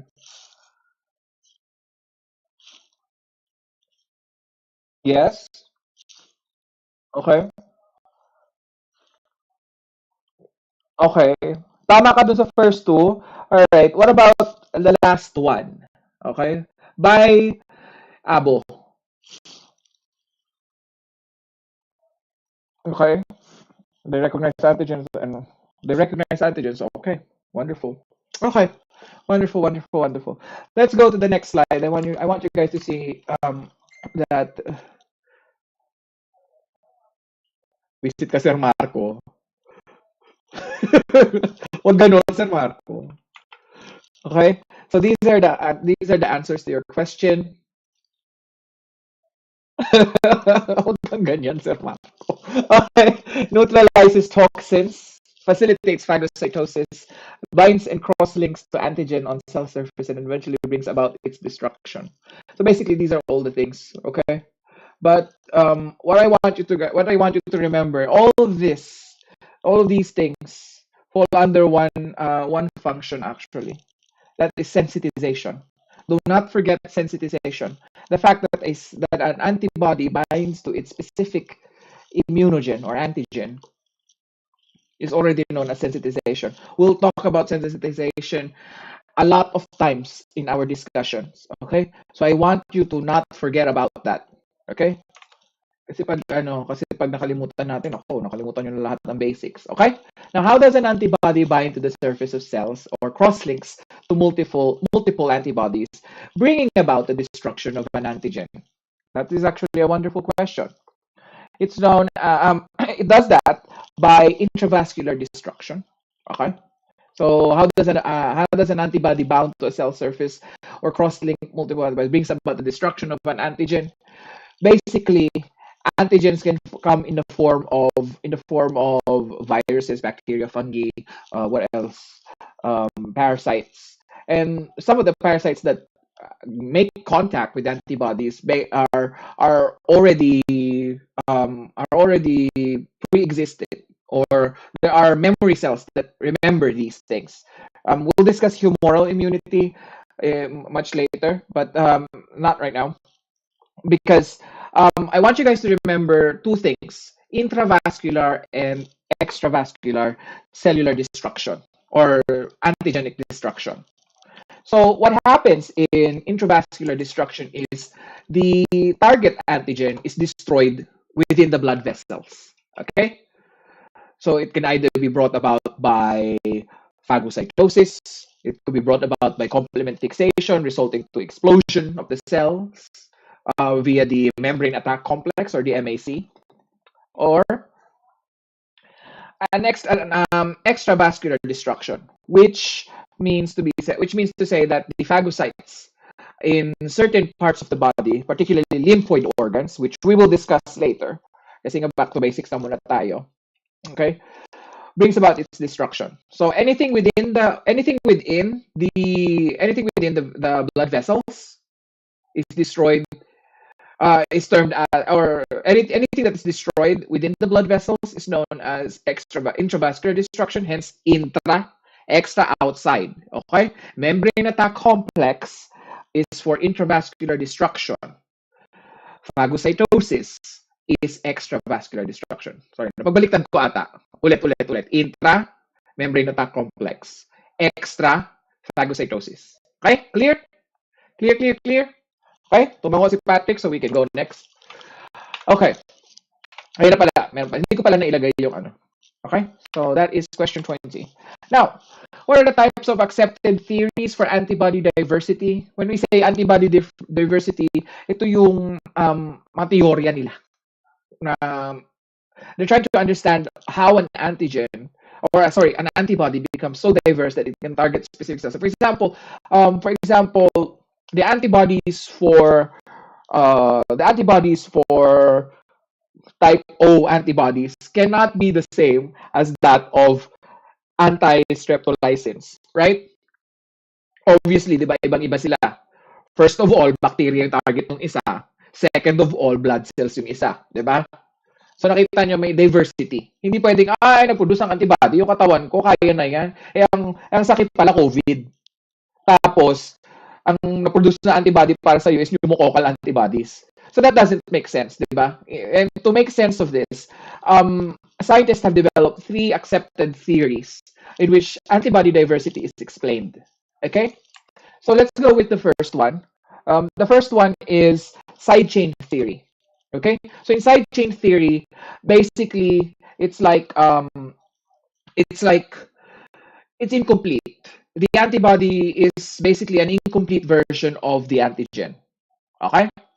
Next is template theory. Template theory, pag sinabi mo template, parang may mold. Okay? So triangle siya. Usually ito yung nakikita nating mga visualization ng antigens at antibodies. Triangle yung dulo, square yung dulo, minsan parang ngipin. Yan yung tinatawag na template theory. Now, clonal selection theory is the most accepted one. That's number 3. Sorry, hindi ko nalipat yung ano. Okay? So clonal selection is the most acceptable theory. Basically, what happens is that there is genetic gene manipulation in the case of plasma cell. When the plasma cell divides, sorry, when a B cell divides, rather, it can divide into either a plasma cell or a memory B cell. And that and those products, when I say products, the memory B cell and the plasma cell, they all have the genetic material or the capacity to produce the specific antibody. That is known as clonal selection. Big sabihin, it tries to make copies of itself to produce a specific copy of the antibody that we need. Okay? That's why it's faster also kasi nga clones nga siya, 'di ba? Attack of the Clones, 'di ba? Hindi ko alam kung familiar kayo doon, kung Star Wars fans kayo. I'm not sure kung familiar kayo doon. But basically, that's how clonal selection happens. Side chain theory parang side chick lang. Okay? Incomplete siya, that thing completes you. 'Di ba? Para pag for example, nagkaroon ka ng jowa, Patrick, 'di ba? Siyempre minsan hindi ka complete kasi may jowa ka nga, boring naman. So hahanap ka ng side chick, 'di ba? O di nakumpleto yung buhay mo, 'di ba? Ganon. Ganon yung analogy ko doon. I like to make analogies to simplify certain complex theories, and I've learned it from a specific game that me and Sir Marco plays. Okay, I learned it from a specific game. Basically, how I understand it is that wise people try to explain things or use analogies to make difficult things to discuss a little bit easier to digest for a certain audience. And in this case, my audience is you. Okay? So, nagets nyo lahat? Nagets nyo? Template theory, parang mold lang siya. For example, yung susi mo, di ba, paggagawa ng susi si ano mo, paggagawa ng susi ang locksmith, di ba, kukunin yung original, lalagay doon sa clay, then itatapon yung melted metal doon sa may template. Di ba, parang ganon. Okay? Or parang pag nangopiyahan kayo, nasaan ang template ng research? Di ba? Papalitan nyo lang yung word tsaka yung pangalan. Di ba? Parang ganon. Okay? So, di ba na-get sila yung analogies ko? Do you guys love it? Do you guys love my analogies? Bay, nagustuhan mo? Para may kachat kasi si Bay eh. Nakikita ko, nag-chat si Bay, nagkaganon si Bay. Kaya gusto ko makita yung mukha ninyo, hindi yung half ng mukha ninyo. Sherwin, hindi kita makita, yung tenga mo lang nakikita ko. Yan, di ba? Pogi naman pala ni Sherwin, girls. Di ba? Oh, nagtago bigla. Wisit. Okay, so what are the different immunoglobulin classes that are produced in the human body? Bigyan ko kayo ng shortcut. Alam nyo na, pero para dun sa mga hindi alam, baka lang makatulong para hindi ko na kayo maging suki. Okay? Next year, ayoko na may makikita pa sa inyo, ha? Valiant, binabantaan kita.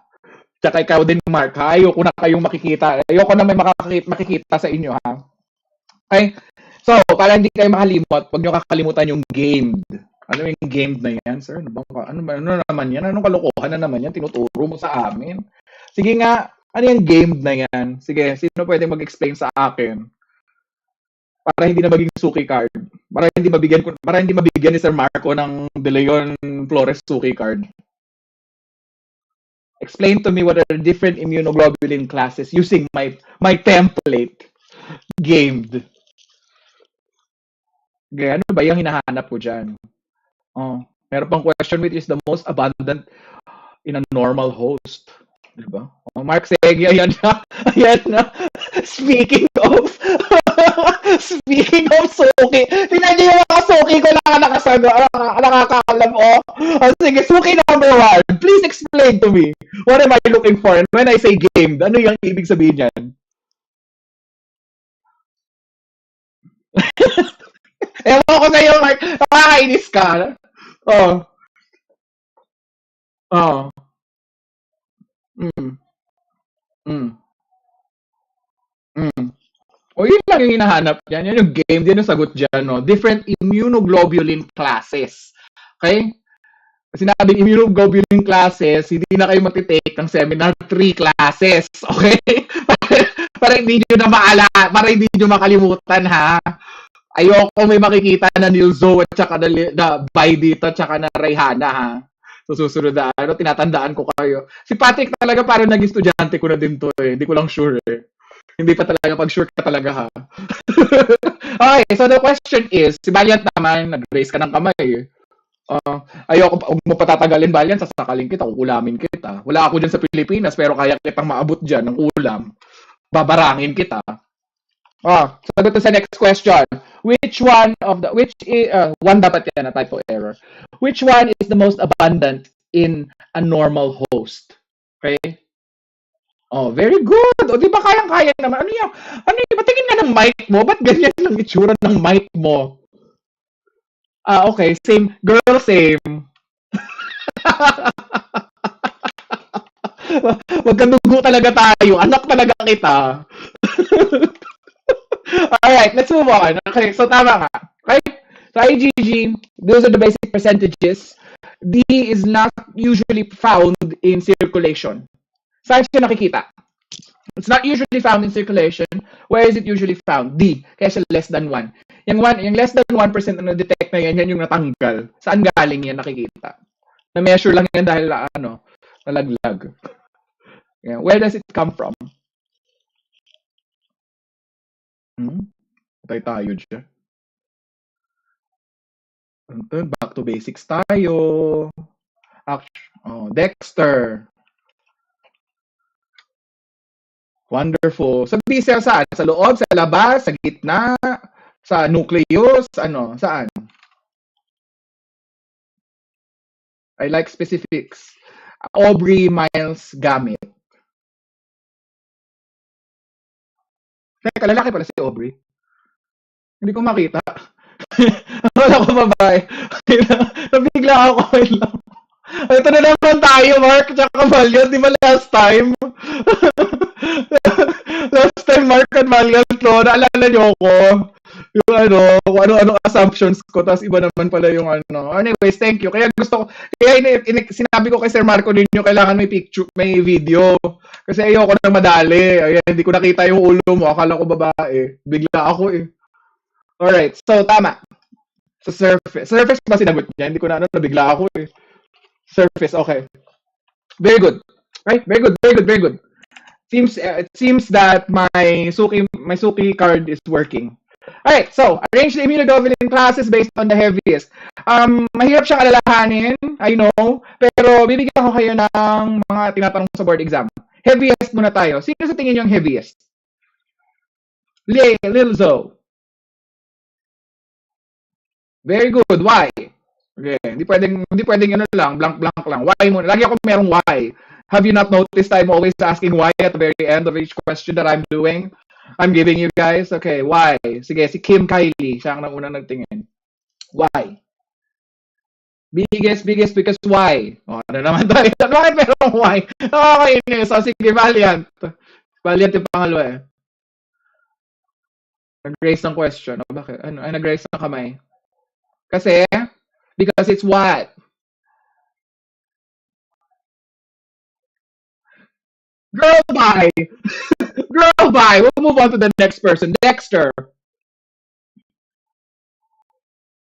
Very good. What does the pentamere mean? What do you mean by when you say the word something is a pentamere? Basics. Bye.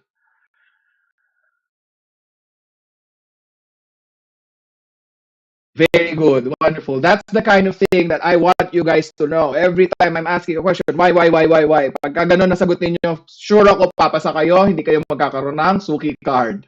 Okay? Alright, let's move on. Arrange it from the heaviest to the lightest. Heaviest, obviously, is IgM at 900,000 kilodaltons. So, shortcut ko lang sa kanya, baliktarin lang si Gamed Medag. Diba? 190 kilodaltons for E, D 180, A 160, and G 150. Okay? IgG is the smallest and the lightest, of course. But we'll talk about the subgroup, the sub-fractions of that one. Don't worry. Pahihirapan ko pa kayo. Huwag kayong mag-alala.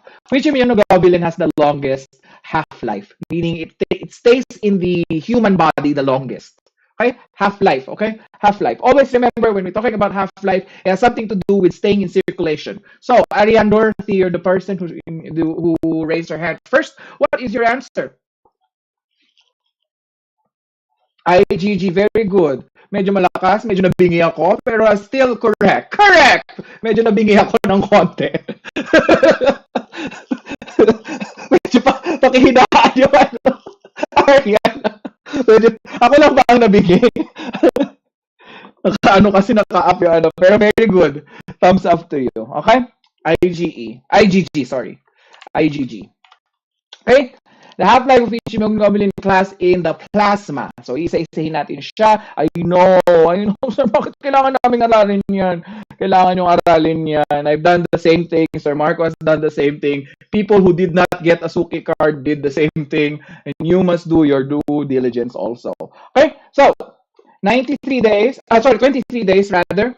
23 days for IgG. Okay? 6 days for IgM. 5 days for IgA. 2 to 3 days for IgE, 1 to 3 days for IgD. Okay? You'll notice that IgE lasts 1 to 3 days. Diba? Bakit? Kasi yan yung half-life din ng, or yung almost a lifespan of an activated lymphocyte. Napansin nyo? Hematology review tayo. Napansin nyo? Diba? Funny how things are always connected with each other. Now, which immunoglobulin classes are capable of complement fixation? Which immunoglobulin classes? O sige, Audrey. Audrey, magpakita ng gilas. O, taray, kailangan sigawan ako. kailangan ganun. Kailangan sigawan ako. O, sobrang lakas ba ng volume ko? Teka nga. Hindi na sobrang lakas. Parang ganun. O, sige. IgM and IgG. Okay? Sorry. Nasaan na ba ako? IgM. Immunoglobulins are capable of fixing complements, IgM and IgG. It fixes complements on all pathways. IgA, alternative pathway only. Okay? All right, so you gotta remember those two things. Okay, it's important. Sometimes you'll encounter questions. All of the following immunoglobulin classes, activate complements or fixes complement in which of the following in all of the following pathways except ganun. May mga ganung mga questions yung double whammy, dalawang beses kayong tatanungin, and alam nung dalawang suki card members ko diyan, alam nila kung paano ako magtanong ng questions. Isang comment, isang one word to describe Valiant. Can you give me one word to describe the exam that I gave you guys last time? Wag ka magmumura, we're live ha. Ikaw ka magmumura. We're live ha. Meron tayong mga students from Zimbabwe. Nakakaloka ka. Go. Oh, di ba? Ganun.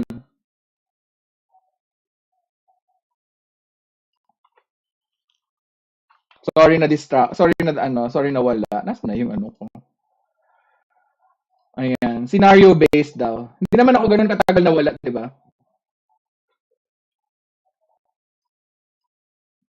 Hindi ako ganoon nawala, no? Hindi man ganoon katagal na wala. Okay. Okay. All right. So, that's basically it. Scenario based. So, ganun ako magtanong. Hindi ako nagtatanong yung mga ganyan. Ganito klaseng tanong. Ay, no. Mahirapan ko kayo. Okay? Para pag nag-exam na kayo, may madali na lang para sa inyo. Sabihin, ay, napasa ko nga yung exam ni Sir Manuel, yan pa kaya. Diba? Ganun ang gusto ko ng mindset ninyo pag papasok kayo ng mga board exams ninyo. Okay? The only immunoglobulin class that's capable of crossing the placenta, that's also another recall question. Who knows? Audrey, I saw your name again, Audrey. Pakita ka. Ano? Anong IgE? Gusto mong sakalin kita? ano IgE? Gusto mo masakal kita? Okay. G as in? Sasabihin niya gaga. Nakaloka ka. Okay. Pero gusto ko yun. At least it makes you laugh. Okay? Alright. IgG. Alright. Now, let's talk about the subclasses and how each of these subclasses differ. Okay? So let's talk about the subclasses and how each subclasses differ. In what regard? How do they differ? The subclasses differ in the disulfide bonds. Okay, so ito na tayo, magdo-drawing na tayo. My goodness. Ay, ito nang nakakatakot. So, allow me to introduce a new feature. Siyempre, level up tayo, Mark Segi, di ba? Dati wala tayong ganito. Allow me to introduce you to a new feature that I've added to my lectures since I've been here last year. Wala tayong ganito like Mark dati, di ba? Ang pangit ng ano natin, hindi ako makapag-drawing nun eh. And syempre, mayaman na si Sir Manuel ninyo. Lumipat na siya ng ibang bansa. Maganda na din ang ano. Ay, dali lang. I just need to figure out how to present. So I think I have to stop presenting. Okay. So, says there the disulfide bonds are what makes it different, right? So disulfide bonds. I need to know how to present. Otherwise, I'd look foolish in front of you guys. So, hang on a sec. Oh, there you go, di ba? Pinractice namin ni Sir Marco to kahapon. Kasi ayoko mapahiya sa inyo eh. Okay, nakikita niyo ba lahat? Nakikita? Nag-broadcast. Okay, o di ba? May bago. Nag-evolve si Sir. Nag-evolve na tayo. Okay, so the difference is the disulfide bonds, di ba? Sinasabi doon yung disulfide bonds. Okay? So, let's say for example, let's go here. The arrangement of the disulfide bonds is what makes all the antibodies different. So let's go with IgG1. IgG1. Okay? Natuwa ka ano? Ang pangit naman ng sulat. Natuwa ka, Mark? Nag-evolve na. Mark.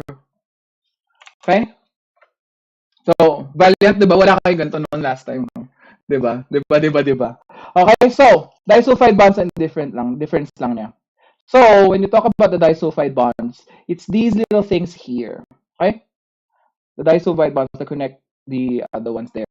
So, if it has two disulfide bonds, you'll see sometimes in book illustrations, you'll see something like this in between. Okay? Those are the disulfide bonds. So, IgG1 has one, obviously. Okay?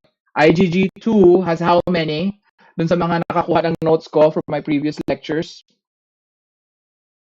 How many? How many do you think for IgG2? 4? Very good. Wonderful. So I will keep on drawing. Okay. What about, sorry. So let's just keep on going. IgG4. Sorry. IgG3. Okay. So 4, how many for IgG2? 1, 2, 3, 4. Those are the illustrations. Those are basically it. And then IgG3, how many? 15. Okay, so pag sinabi ko pag 15, ilagay na lang natin na ganito. Simplihan natin yung buhay natin. 15. Diba? Huwag i-stressin ang sarili, diba? 15. Okay? So 15 siya. Okay? So sino ang ano, sino makakasagot ng IgG4? Anong difference ni IgG4? Sa kanila? Wala, kasi 2 lang din. Okay? Pero may main difference silang dalawa. Sorry, IgG4. May main difference silang dalawa.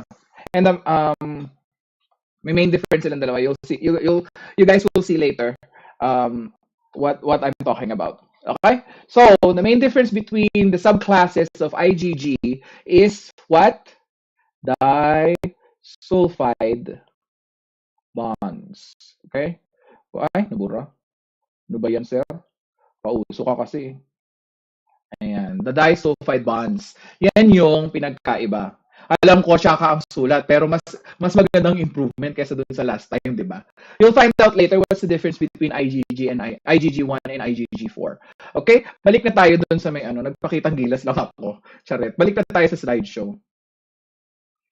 Okay? Charet lang yan. Mamaya, madami tayong drawing ngayon kasi nga ano, I'm so happy kasi ano, pwede ko nang ipakita yung gusto kong ipakita. Kasi usually, nasanay ako na nasa harap ako ng blackboard or whiteboard. Ngayon kasi wala tayong ano kasi, 'di ba, distance learning.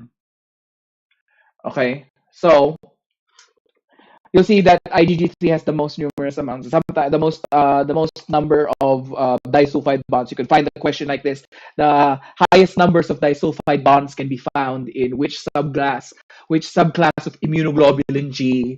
Mga ganun ang question, binabago-bago, nililito yung mga students. Kung mababa ang reading comprehension, paktay, ligwak ang scores. Okay? So I want you guys, if you ever have something to learn in this class, read. Okay? Now, relative percentages of each IgG subclass. I don't think this is going to be asked, but in Turgeon's book, Laboratory Medicine, Immunology and Serology for Laboratory Medicine, says that the most numerous subclass is, or the most concentrated subclass is IgG1. The other ones are negligible. The only thing that you need to remember is that the highest percentage is on the IgG1 fraction. Okay? Right? Clear? Clear. Napansin niyo, parang ang focus lang natin sa IgG1 lang. Parang laging si IgG1. Siya na ang bukod tangi. 'Di ba? IgG subclass that cannot cross the placenta. Okay? Who here can answer that question? IgG subclass that cannot cross the placenta. Kim, Angelica Abong. Di ba binibigla talaga ako ni Kim eh. Nananahimik yan, bigla na lang magsasalita. Bigla na lang gagalawin yung baso. Ganun. Alright? Okay. Now, which IgG subclass cannot fix complements? Ayan na tayo. Ayan na naman. Ano ba yan? Bakit lahat na lang number? Huwag kayong mag-alala, hindi pa yan yung mga number na memorize nyo. Meron pa tayong complement cascade. Huwag kayong mag-alala. May complement cascade pa. Okay? So, sino makakasagot ng first line? Claire Gono. So, Claire Gono. Cannot fix complement, ha? Cannot fix complement. Let's see if you are correct. Very good. The best at complement fixation is IgG3. Okay? So, doon lang tayo na gano'n. So, nakita nyo, may difference. Although IgG1 and IgG2 have the same disulfide bonds, what separates them is their ability to fix complement. Okay? Their ability to fix complement. IgG4 cannot fix complement and it cannot cross the placenta. Is that right? Yes. Sorry, yeah. It can cross the placenta rather. Sorry. Okay? Makikita ninyo bakit hindi siya makalusot si IgG2 sa placenta. Kasi siya yung pinakamaraming disulfide bonds, di ba? Parang may bara. Ganun lang yung imagine ninyo. Ang dami kasi yung disulfide bonds. Ilan ba yung disulfide bonds niya? 4. Di ba? IgG315. Bakit siya yung nakakalusot? Kasi, mas madami lang konti. Ewan ko kung bakit. Basta ganun yung mga shortcut. Hindi ko alam, basta gumagano, umiikot-ikot sa utak ko, ganun. Dapat ganun din ang umiikot-ikot sa utak ninyo kaysa. Okay? Alright. Now, the main function of IgG, nadulas na ako, so tuloy na natin, is to protect newborns, complement fixation. Why does it protect newborns? Kasi it's the only IgG that can cross the placenta. Or the Ig, sorry. It's the only immunoglobulin that can cross the placenta. It can fix complement. It has the ability to neutralize toxins and viruses because it's monomeric in nature. Meaning, what do you mean by monomeric? Yung nakikita nyo yung drawing lagi na ganyan. Isang monomer yun. Okay? Kita nyo ba ako sa camera? Nakita nyo ako sa camera. Pag sinabi monomer, yung nakaganyan. Wala na tayo mag-drawing. Ang hirap mag-drawing eh. Pag na tayo sa yung mga mahirap i-drawing. Okay? It is also an opsonin or it's capable of opsonization. Anong ibig sabihin ng opsonization? Can anybody discuss that to me? Opsonization. It comes from the Greek word being salted or seasoned. Ano nangyayari pag sino nandito nakakain ng choco butternut? Pag kinagat mo yung choco butternut, anong color? Color brown yung loob, di ba? Pero anong nasa labas? Color orange. Anong nangyari sa kanya? Inopsonize siya ng butternut. Choco lang siya, hindi siya choco butternut kung wala yung orange. So kasi may opsonin siya na orange, yun yung outer coating niya. Ibig sabihin, bakit important siya sa discussion natin? Why is it important that we discuss cells or carriers? let's just call it antigenic carriers or immune complex carriers as in the context of opsonization. Why is it important that we have to talk about it like that? Because when something is opsonized, it's either going to be destroyed by complement fixation, meaning it can be attacked by the membrane attack complex, or it can be easily phagocytized by another antigen presenting cell or a phagocyte. Okay? Yun yung reason bakit important si immunoglobulin natin. Ang immunoglobulin, specifically IgG. Okay? Participation in agglutination and precipitation reaction. Naku, meron na naman dinagdag na term si Sir Manuel. Tatanong ko din yan mamaya. Pero gusto ko lang, early review. What do you mean by agglutination? And what is the difference between agglutination and precipitation? Grabe naman to si Sir. Sige, agglutination muna tayo. Please define to me what is agglutination. Audrey.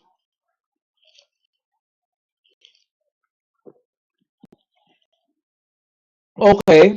Ay, yung precipitation. Di ba ganun din yun? May precipitin lines, may agglutinates din. How is it different? Patay. Yun din yun. It's the same thing, right? Well, what's the difference between agglutination and precipitation reaction? Okay. I'll give you guys a minute. Kain muna ako ng macaron ko. Di ba talaga, tuwa talaga ako sa French names ng mga students natin ngayon, Sir Marco. Hmm. Who can answer? Who can answer? For 1 point. Wala pa tayong nadagdagan na point kasi I'm strict na. Gusto ko yung mga hard-hitting questions yung mga sasagutin Moyo, baka mamaya kung sino-sino na nilagay mo na may points natin Moyo, are you still there? Okay. Pag ano lang, magdagdag tayo ng ano. Wala pa tayong nalagdagan. Bye-bye. Okay, please explain to me what's the difference between agglutination and precipitation reaction.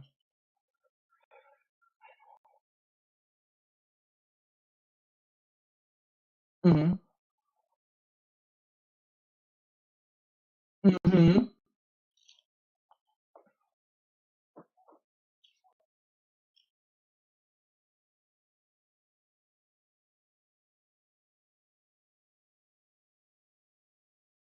Hmm. Hmm. You're basically defining both in general, but it's very vague. I want a specific answer. But you're almost there. Okay. Renalin. Renalin ha, ang heart muscle natin. Renalin, sige. Ba't nawala si Renalin?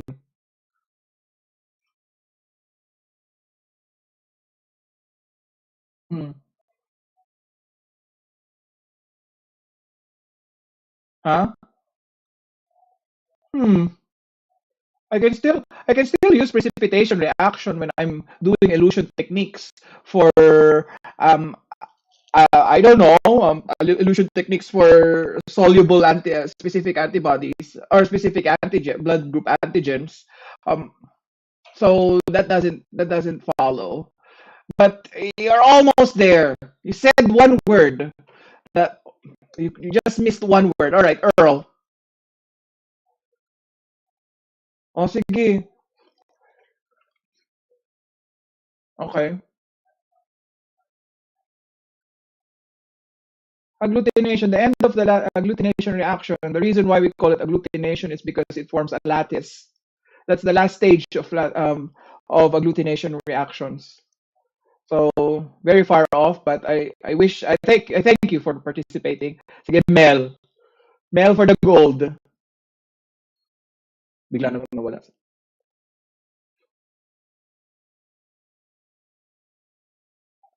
Uh-huh.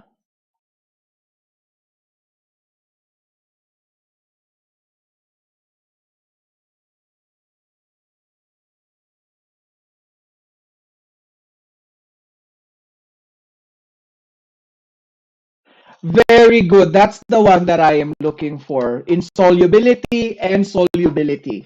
Okay? So, agglutination, something is carrying it, like, let's say an RBC, okay, or bacteria, right?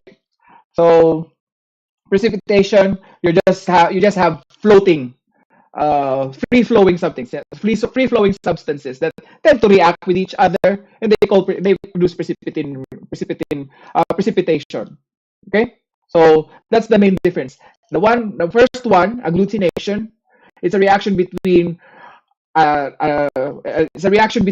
insoluble substance plus a soluble substance, forming an insoluble product. Precipitation is a combination of insoluble substance plus another insoluble substance to form a precipitin that could be insoluble. That is the one that I'm looking for. We understand now. How do we measure agglutination reactions and precipitation reactions in serology? Serology na tayo. Advanced naman, sir. Akala ko ba basic? Aba, syempre, naubusan na tayo ng oras. Time is ticking. There are two methods. You can use colorimetry or photometry and what? Nephelometry. What's the difference between colorimetry photometry and nephelometry? Who can answer that one? Zoe.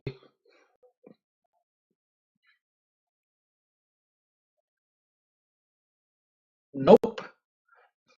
I'm asking about the principles. Google, patay tayo. Ginugol niya. Okay. I'm asking about the principle of each or the difference between each. Kim.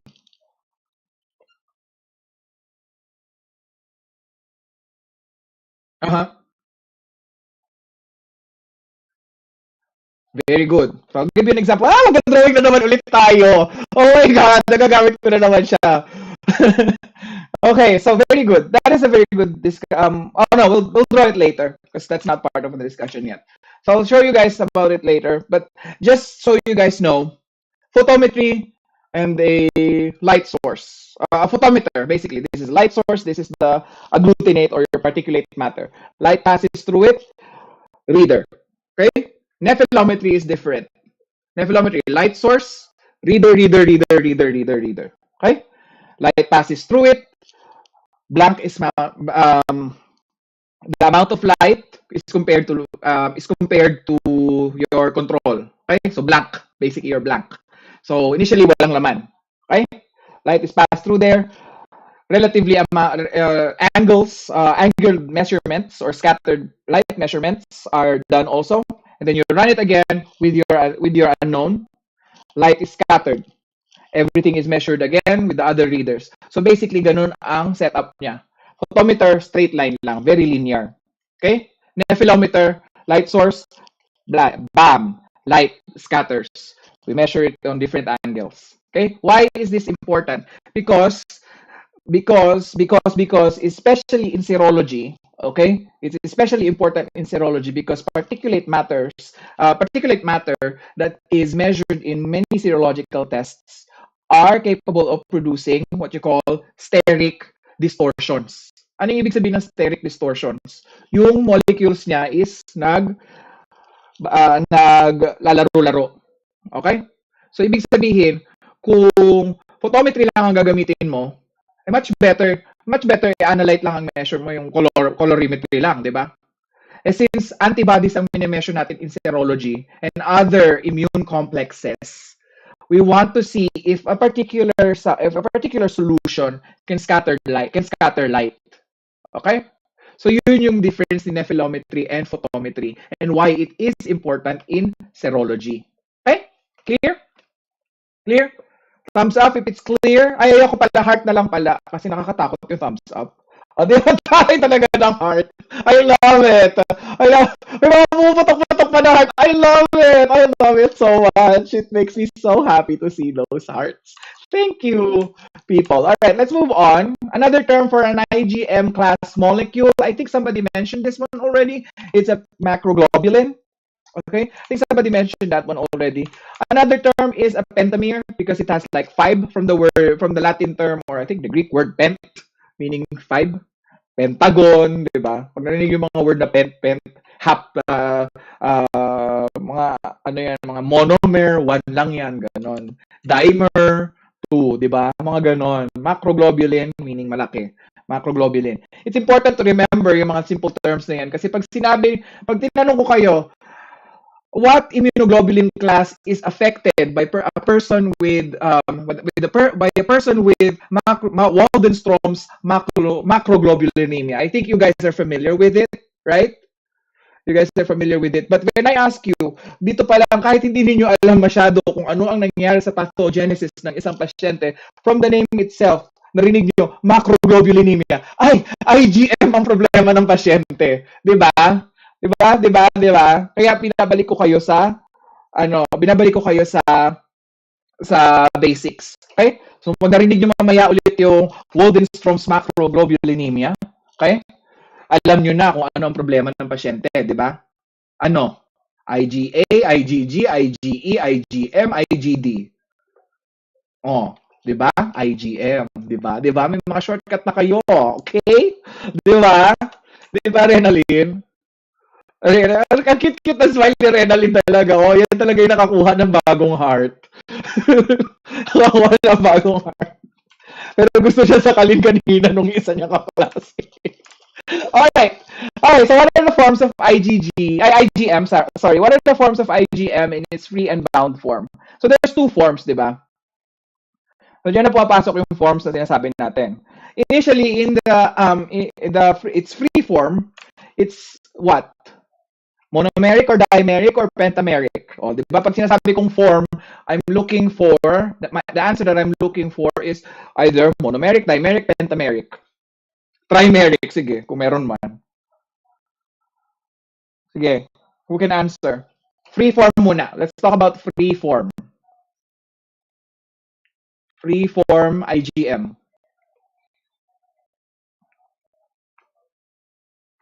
It's what? Bibigyan ko ng choices na yan. May choices na nga kayo. Pentameric, monomeric, ano pa? Dimeric. What? Nakamute ba ako? Sino nagsabi nakamute ako? Patrick Noel Dioso. Nakamute ako? Hello? Kanina pa ba yan? sorry. Sorry. Okay. So, what does it look like in its free form? Meaning it floats around in your plasma. IgM. Mel.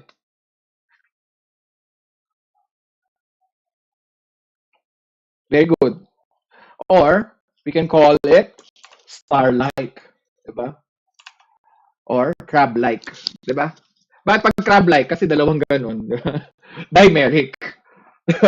Diba? Ano ba yan, sir? Ba't ganun? Free form, okay? How did they do that? Electron microscopy. Microscopy, of course. Okay? Let's go with IgG. The difference of IgG and IgA in relation to chronic and acute infection. Okay. I think this is hard to explain with you guys unless we discuss infectious disease serology, like blah blah this one. So whoever answers this question will get 1 point. So which one is much more numerous in an acute infection, or the predominant one in acute infection? Which one is predominant in chronic infections? I saw Dexter Munsayak.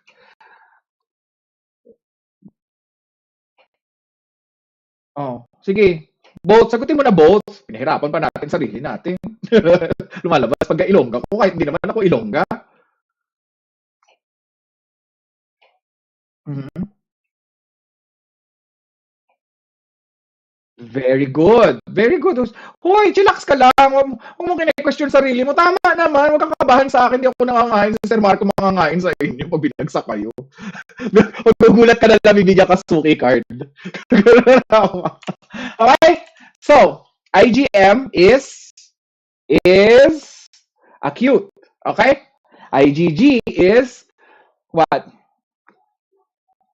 Chronic. Okay? So, paano natin madaling maalala ang class? Bigyan ko kayo ng shortcut. Nakita niyo yung G. Burahin niyo yung kuwit ng G.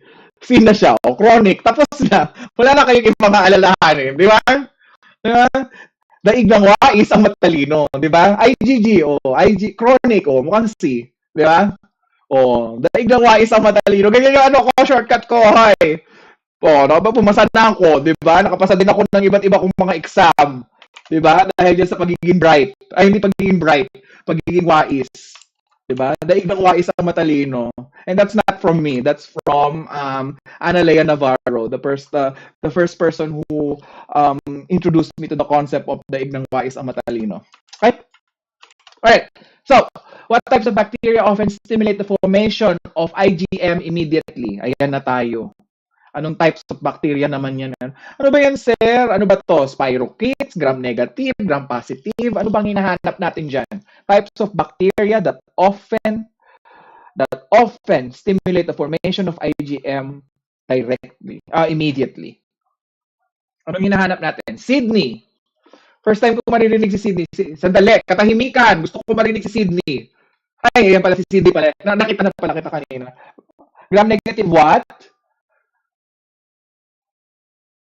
Gram-negative bacteria lang. Walang bacilli, walang cocci, walang spirochetes. Sino nagpo-produce ng endotoxin? Bacteriology review. Endotoxin. Sino nagpo-produce, class? Bacilli ba or cocci? Gram-negative bacilli ba or cocci? Zoe? Napindutan niya ba yung accident? Okay. Next. Ariane.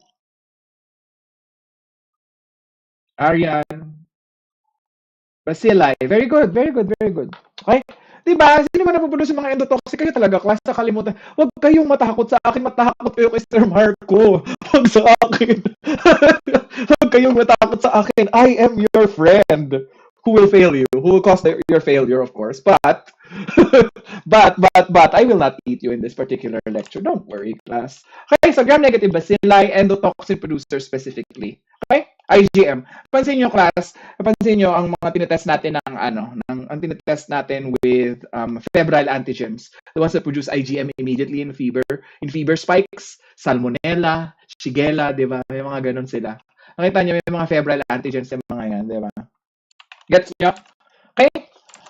E. coli din pala, particularly yung enterotoxicogenic E. coli. Okay? Yung producer ng shigatoxin-like substances. Okay? So be mindful of those things. All right. Now, let's move on to the difference between IgM and IgG in relation to complement fixation. Who do you think which of these two immunoglobulin classes do you think is capable of fixing complements better? Alam ko sinagot na ang question kanina. Sinagot na kanina, pero sige Dexter. Explain. Dexter, gusto ko specific ha.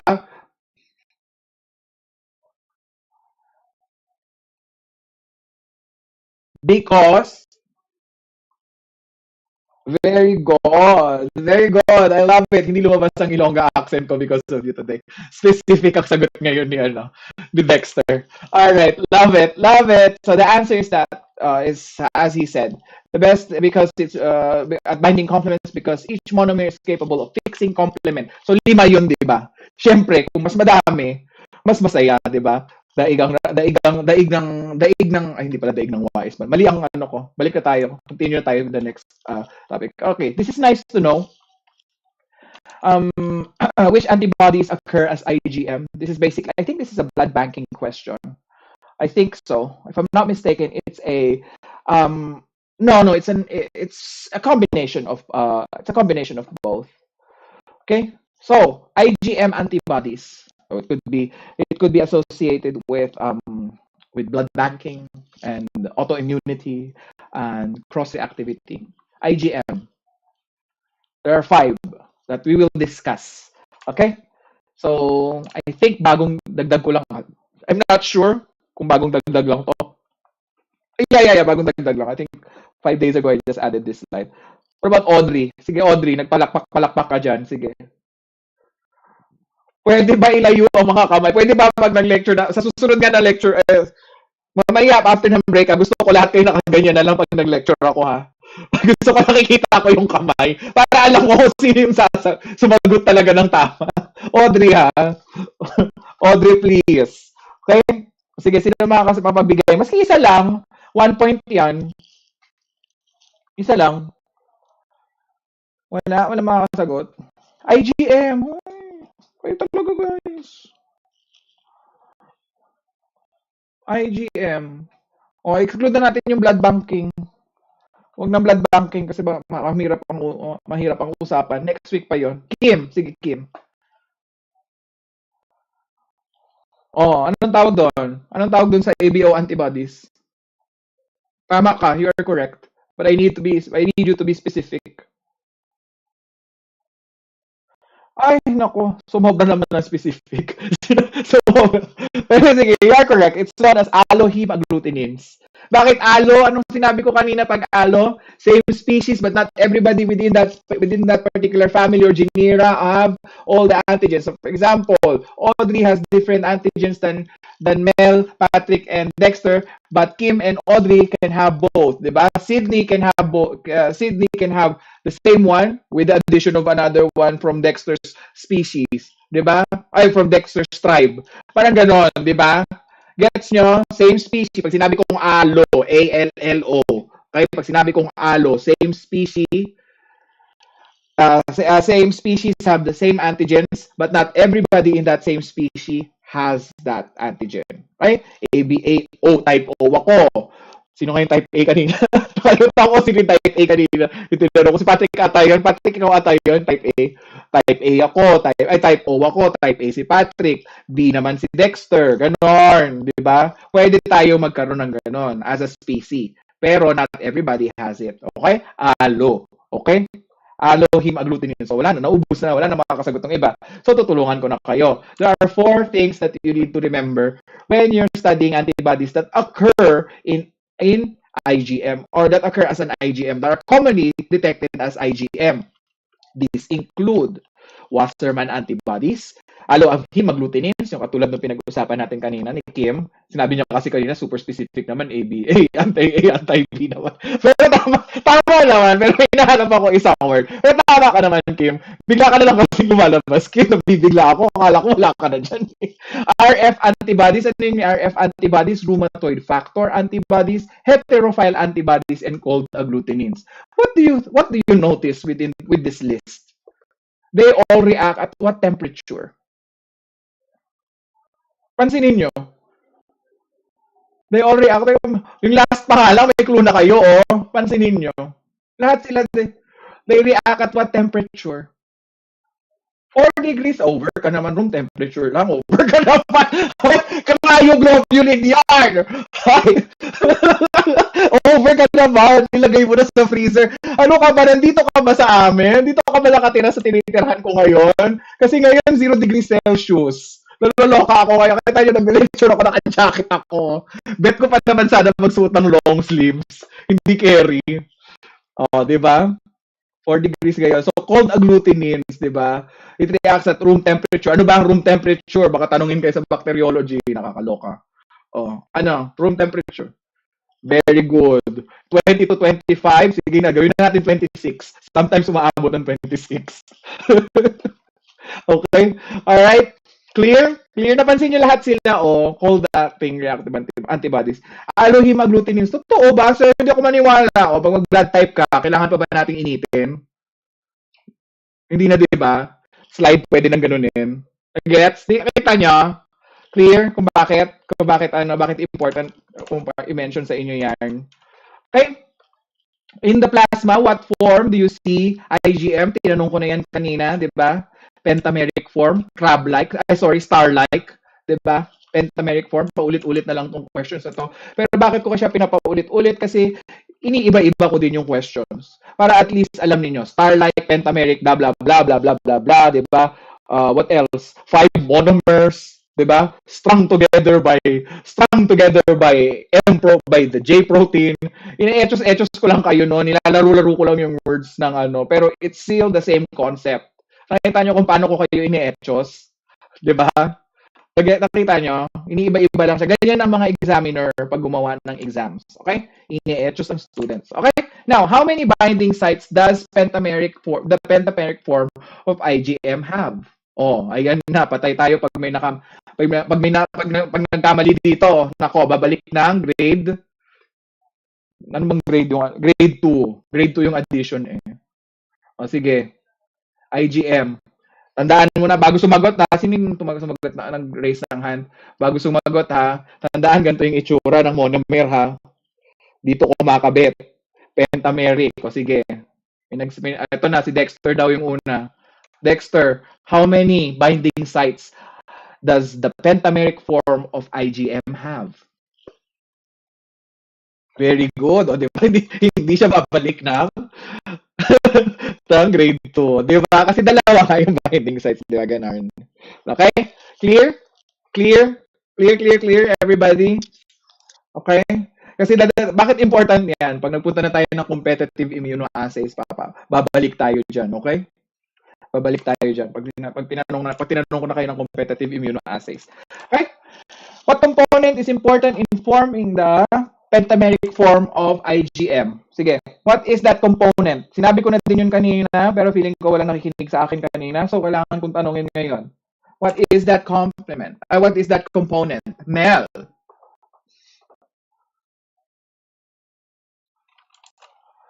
You are correct! O, di ba? Talaga may may dramatic pa. That's correct. Pakidagdagan naman ng kasi parang si Mel lang yung talagang may, Moyo, please, thank you, hugs, kisses. Alright, next. Binding sites. What else are we talking about? What forms are present for IgA in humans? Sorry. Let's talk about IgA na. IgA na pala tayo. Okay. So how many subclasses are found in IgA in humans? There are canines have different one, bats have different one. Just for your information. But for humans, how many subclasses can we isolate? Sige. Dexter ulit. Si Dexter yung una Sorry. Okay. Ano yung dalawa? Which one is monomeric?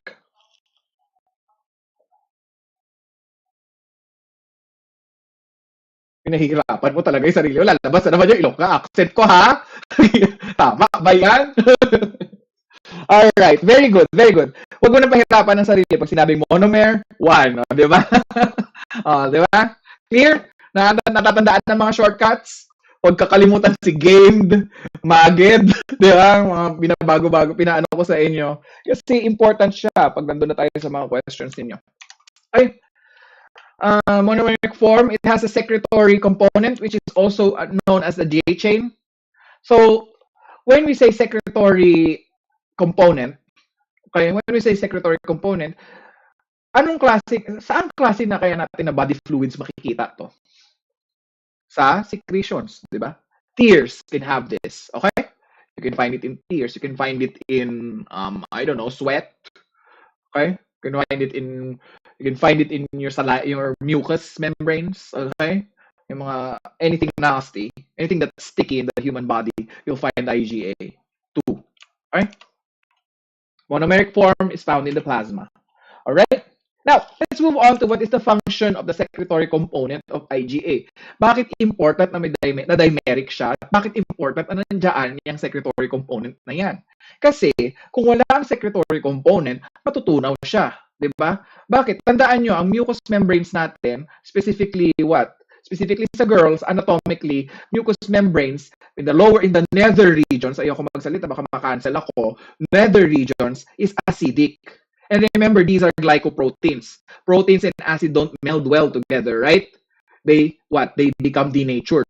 That's the reason why the secretory component is important for IgA survival. I don't think I would call it survival, but more on stability. Let's call it stability rather. Okay? That's the reason why it becomes much more stable in secretions. Okay? Enzymatic degradation. Right? And it's acidic also, right? So it's produced by plasma cells and epithelial cells, specifically the mucosal epithelium. All right? So not only is it produced by plasma cells, it's also produced by epithelial cells, specifically mucosal epithelium. Mucosal epithelium is one of the few cells in the human body that can produce antibodies. But for this specific discussion, it's IgA2. Okay? IgA2. Naka-peace sign pa ako. Ano ba yan? Alright. Oh, nasaan na ako? Nawala na ako. Ayan. Important function of IgD. Okay, what is the importance of IgD? Who here knows what's the importance of IgD? Mel.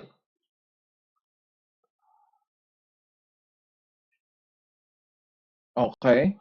What does immunoregulation mean? Patay tayo dyan. Child, you are playing with my time. Child, you are playing with my time. That is the. You just said you regulate, regulate, regulate. What do you mean by immunoregulation? You are playing with my time, child. Say it to me. Say it to me. Explain it to me. Dexter is. I no, it's not Dexter. I think it's Ariane who raised her hand also. What does immunoregulation mean? We have hormonal regulation also, right? Are you familiar with the term hormonal regulation? Complement regulation, right? What does immunoregulation mean? Look, where are IgD? Let's go simpler first. Where do you find IgDs mostly? It's the least. It's the least visible or it's the least detectable in plasma, right? So they're located where? I think somebody answered that one already earlier. So yes, very good. Now we move on to the next question: immunoregulation in relation to B cells. The IgD that's stuck on the surface of B cells will go to a plasma cell and do immunoregulation. What does immunoregulation mean then? Oh, yan na, Mel. Balik na tayo. Child, don't be playing with my time.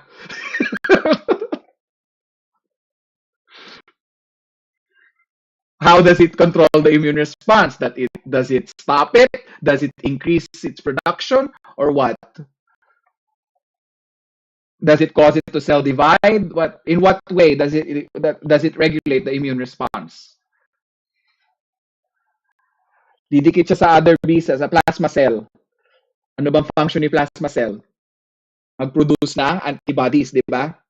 Ngayon, pag nadikitan siya ng isang class ng B cell na may IgD, mag-i-stop na siya. That is immunoregulation. Okay? Clear? Yung explanation mo kanina, it regulates. Child, you played with my time. It's the same thing. You just said it in Tagalog. You regulate niya, sir. Okay, so we want to understand it deeply. So IgD on the surface of B cells meets with a plasma cell and stops it from producing antibodies. Why? What happens when you overproduce antibodies? What do you call that condition? I'm not looking for a specific disease, by the way. I'm not looking for a specific disease. What happens when the body is hyperactive? It causes what? Hypersensitivity reactions. Diba? If nothing is regulating it or there's too much stimulation and the immunoregulation is not enough, a person suffers from immunoregulation. Specifically, what type of suffers from hypersensitivity reaction. Specifically in this case, because we're talking about IgD, this is what? Type 1, type 2, type 3, type 4. Review. Advanced review tayo. Type 1, type 2, type 3, type 4. Type, survey na lang. Survey na lang. Sige, yun ang choices nyo. If your body is if the immunoregulation is affected, what type of hypersensitivity do you have? Type 1, type 2, type 3, type 4. Di ba? Dali ng choices. Everybody is required to participate. Sabi ni Sir Marco, absent daw kapag hindi. Sama talaga ni Sir Marco. Everybody.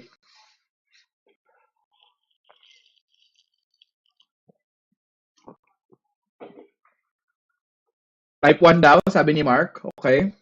Maya pa natin reveal yung sagot, Mark. Pwede nyo kopyahin si Mark. Pwede din kayo mag-decide for yourselves. Type 2 daw, sabi. Student ko ba ito si Mary or Quiza? Parang familiar ako sa name. Mary, are you there?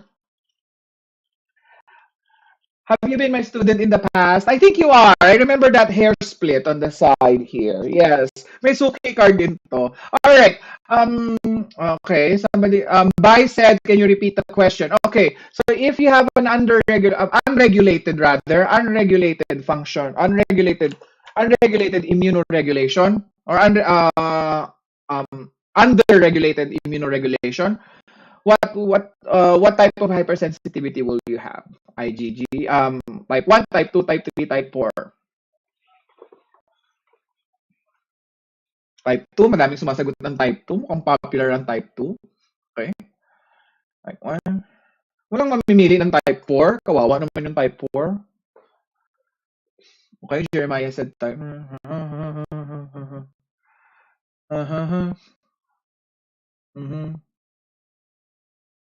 Okay.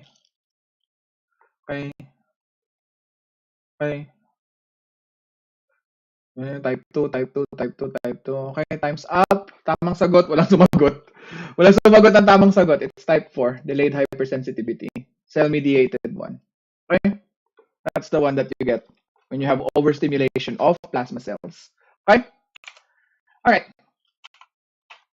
Let's go with describe B cells that have the IgD on its surface. Sayang walang nakakuha ng points. Oh my God. Meron ba? Baka meron nakakuha. Wala. Parang hindi sumagot si Bai. Sumagot ka ba, Bai? Sumagot si Bai. Okay. Onti lang. Hindi to 60. Hindi to 60 plus the students. Grabe kayo. Grabe yung mga hindi sumagot. Lagot kayo kay ano? Lagot kayo kay Marco na naman. Alright. Describe the cells that have IgD on its surface. The B cells that have IgD on its surface. So pati ba yan kailangan sagutin? Yes. Kasi that's part of ano. O sige. Somebody raise their hand. Dexter, please describe to me what an IgD what the IgD looks like in this. B cells.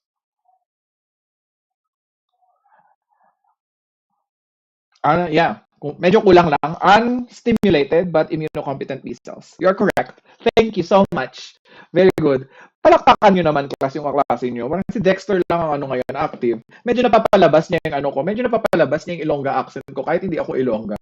Pero, at least, di ba? I want that level of enthusiasm from James Paul, Amaret, Mark Segi, Angel. Pinabasa ko yung mga nasa gilid. I want that same level. Okay? Now, let's move on to another one. This time, we're talking about, okay, that's the answer, okay? So let's move on to IgE. So for IgE, what do you remember? Anybody? On the top of your head, what do you remember when we talk about IgE? Sige. Renmar Canlas. Para student ko din to si Renmar. Oh my God! Oh my God! Hi, Renmar! It's so nice to meet you. Oh my God. Oh my gosh. Oh my gosh, I have a friend. Hi. All right. All right. So again, sorry, I got distracted by your presence, Renmar. I want you to repeat what you said.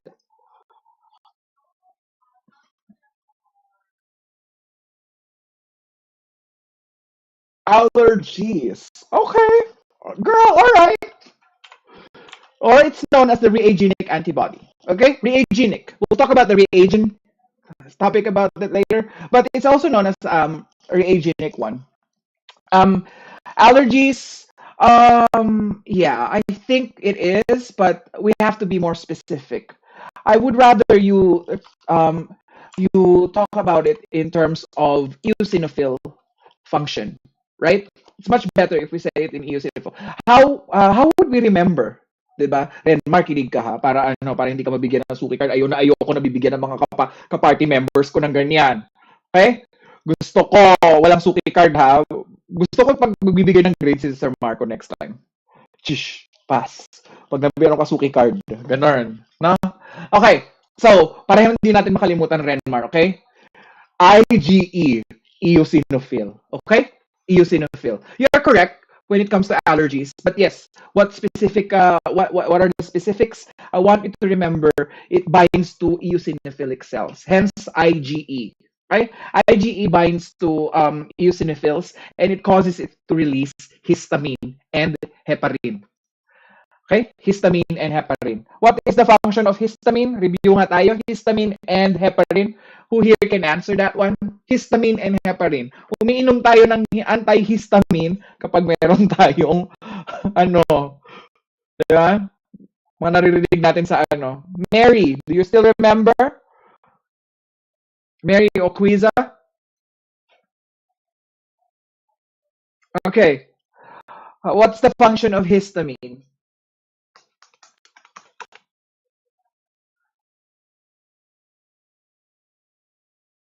Okay. Magbi-build tayo ng antibody for that. Okay.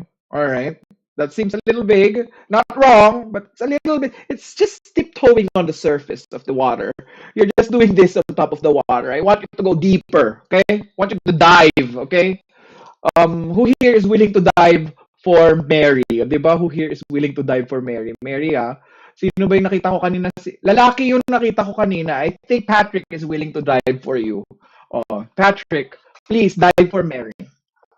Don't dive to Mary, ha? Don't dive to Mary. Dive for Mary. Okay? That is very wrong. Sir, that is very wrong. Okay.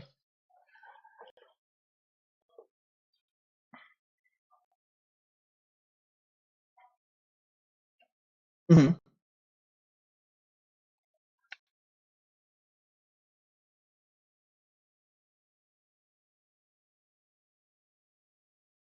Yeah, you're correct on both ends. Thank you so much. Who's that guy again that's skipping tabs? Moyo, please give Patrick a round of applause. Thank you, Moyo. Alam mo na. Okay. Biochemical characteristics seen in IgE. What special biochemical characteristics do we see there? Hence the term reagenic. So sabi ko kanina, I'll explain why it's reagenic. Because it requires what? It cannot function in heat or sorry, heated environments or high temperature environments. Kaya nga 'di ba meron tayong rapid plasma reaging, 'di ba? The principle of rapid plasma reaging is that you don't heat it anymore because reagent is an antibody. Reagent is something that is heat labile. So reagenic. So it comes from the olden times, 'di ba? So bakit important kasi para maalala nyo next time kung ano ibig sabihin ng reagent, rapid plasma reagent. Oo nga no, sir. Hindi yun inaano kasi nga rapid plasma reagent eh, 'di ba? Gets nyo? Mamaya pag pinag-usapan natin yung syphilis. Okay? Now, IgE is essential in host's immunity for what type of pathogens? What type of pathogens?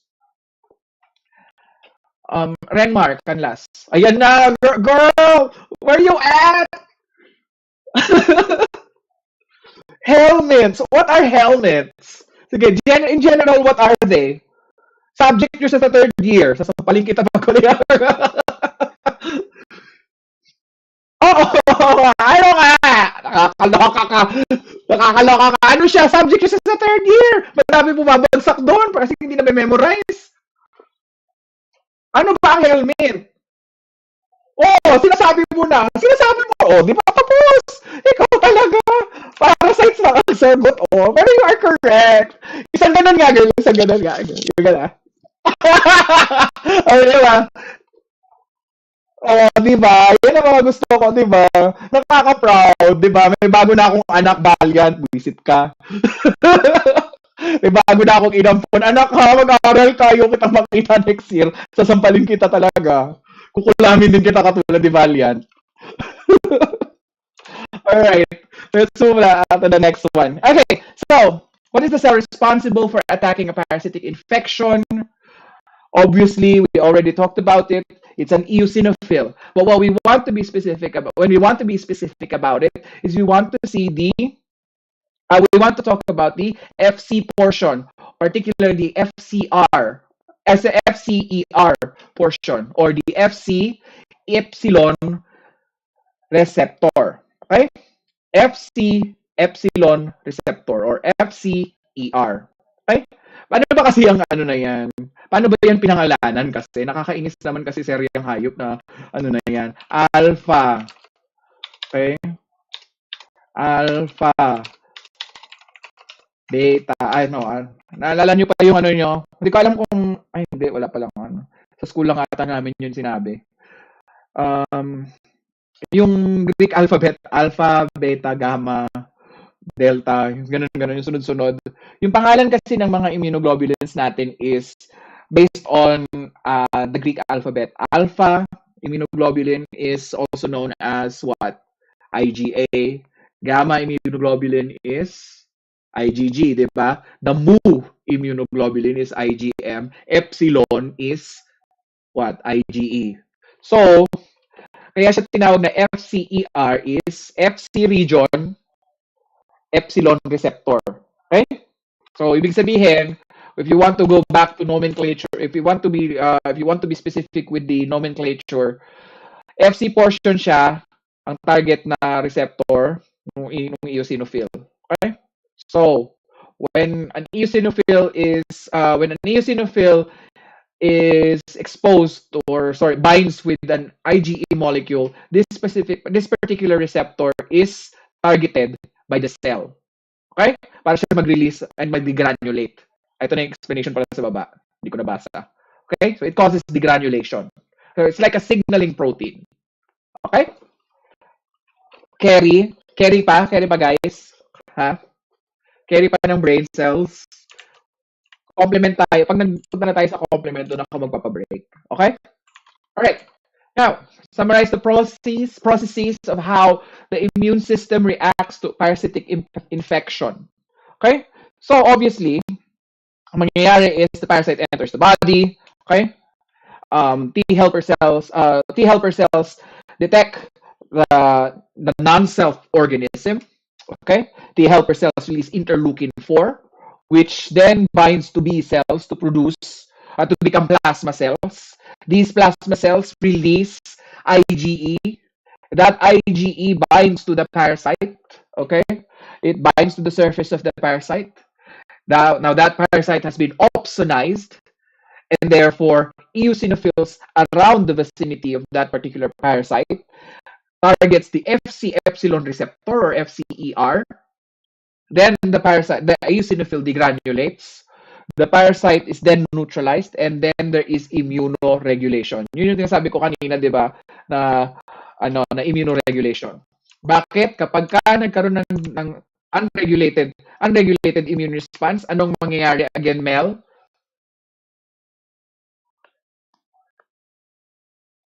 Pag magkakaroon ng unregulated immune response, like this last part over here, if nawala to, ano ang mangyayari sa pasyente natin? For some stroke of fate, that person did not have anything to immunoregulate him. So for example, wala siyang plasma cells na may D on the surface. Ano mangyayari sa pasyente? Hyper what? Very good. Okay? Very good, Lilso. Hindi ako sinagot ni ni Mel. Nagtampo ata sa akin. Mel, nagtampo ka? Ay, hindi. Hindi. Nanonood lang ng Netflix, sir. Sorry. Nanonood lang ng Netflix, sir. Sorry. Okay. Alright. Sabi ko, pwede naman kayo manood ng Netflix. Char lang. Hindi ko alam kung nanonood ka ng Netflix. Alright. So, let's go with the cell mediator for IgE when there is an allergic reaction. When there is an allergic reaction, may regulator cells tayo. Sinabi natin, for other plasma cells that produces other immunoglobulins, it's the plasma cell, di ba? It's the plasma cell. It's the unregulated B cells with IgD on the surface. But for an allergic reaction such as type 1 hypersensitivity, what is the regulator cell or the cell mediator? It is basophils or mast cells. Diba? Related pala yun, sir. Related pala silang dalawa. Kasi, si basophils and mast cells are basically what? They cause the opposite reaction when they degranulate. Gets nyo? Vasoconstriction naman si basophils pag nag-degranulate. Okay? Exposure to an allergen, slight manifestation of basically this is what happens when you have an exposure to an allergen, slight symptomatic manifestation of clinical signs and symptoms, basically allergic reaction. Plasma cells are sensitized to produce IgE. IgE coats the basophils and mast cells. 'Di ba? Kaya important na mag-coat ang IgE sa basophils and mast cells because they're the ones that stop the allergic reaction or without human intervention. The human body is naturally programmed to stop what is going on. And in this case, IgE also coats basophils. Okay? Related pala yun. Actually, recently ko lang din siya nalaman. 2017 ko lang din siya nalaman. I did not know that when I was studying. Okay? What happens to the human body? Sorry. What happens to the human body during its second and subsequent exposure to an allergen? I think everybody will know that. Immediate hypersensitivity reaction or type 1 hypersensitivity reaction. Mas mabilis na kasi, di ba? It causes regranulation. And basically, it's all the steps that I've discussed earlier here. We do not want to delve deep into that because, girl, we are going on break, right, Renmar? Girl, we're going on break, right?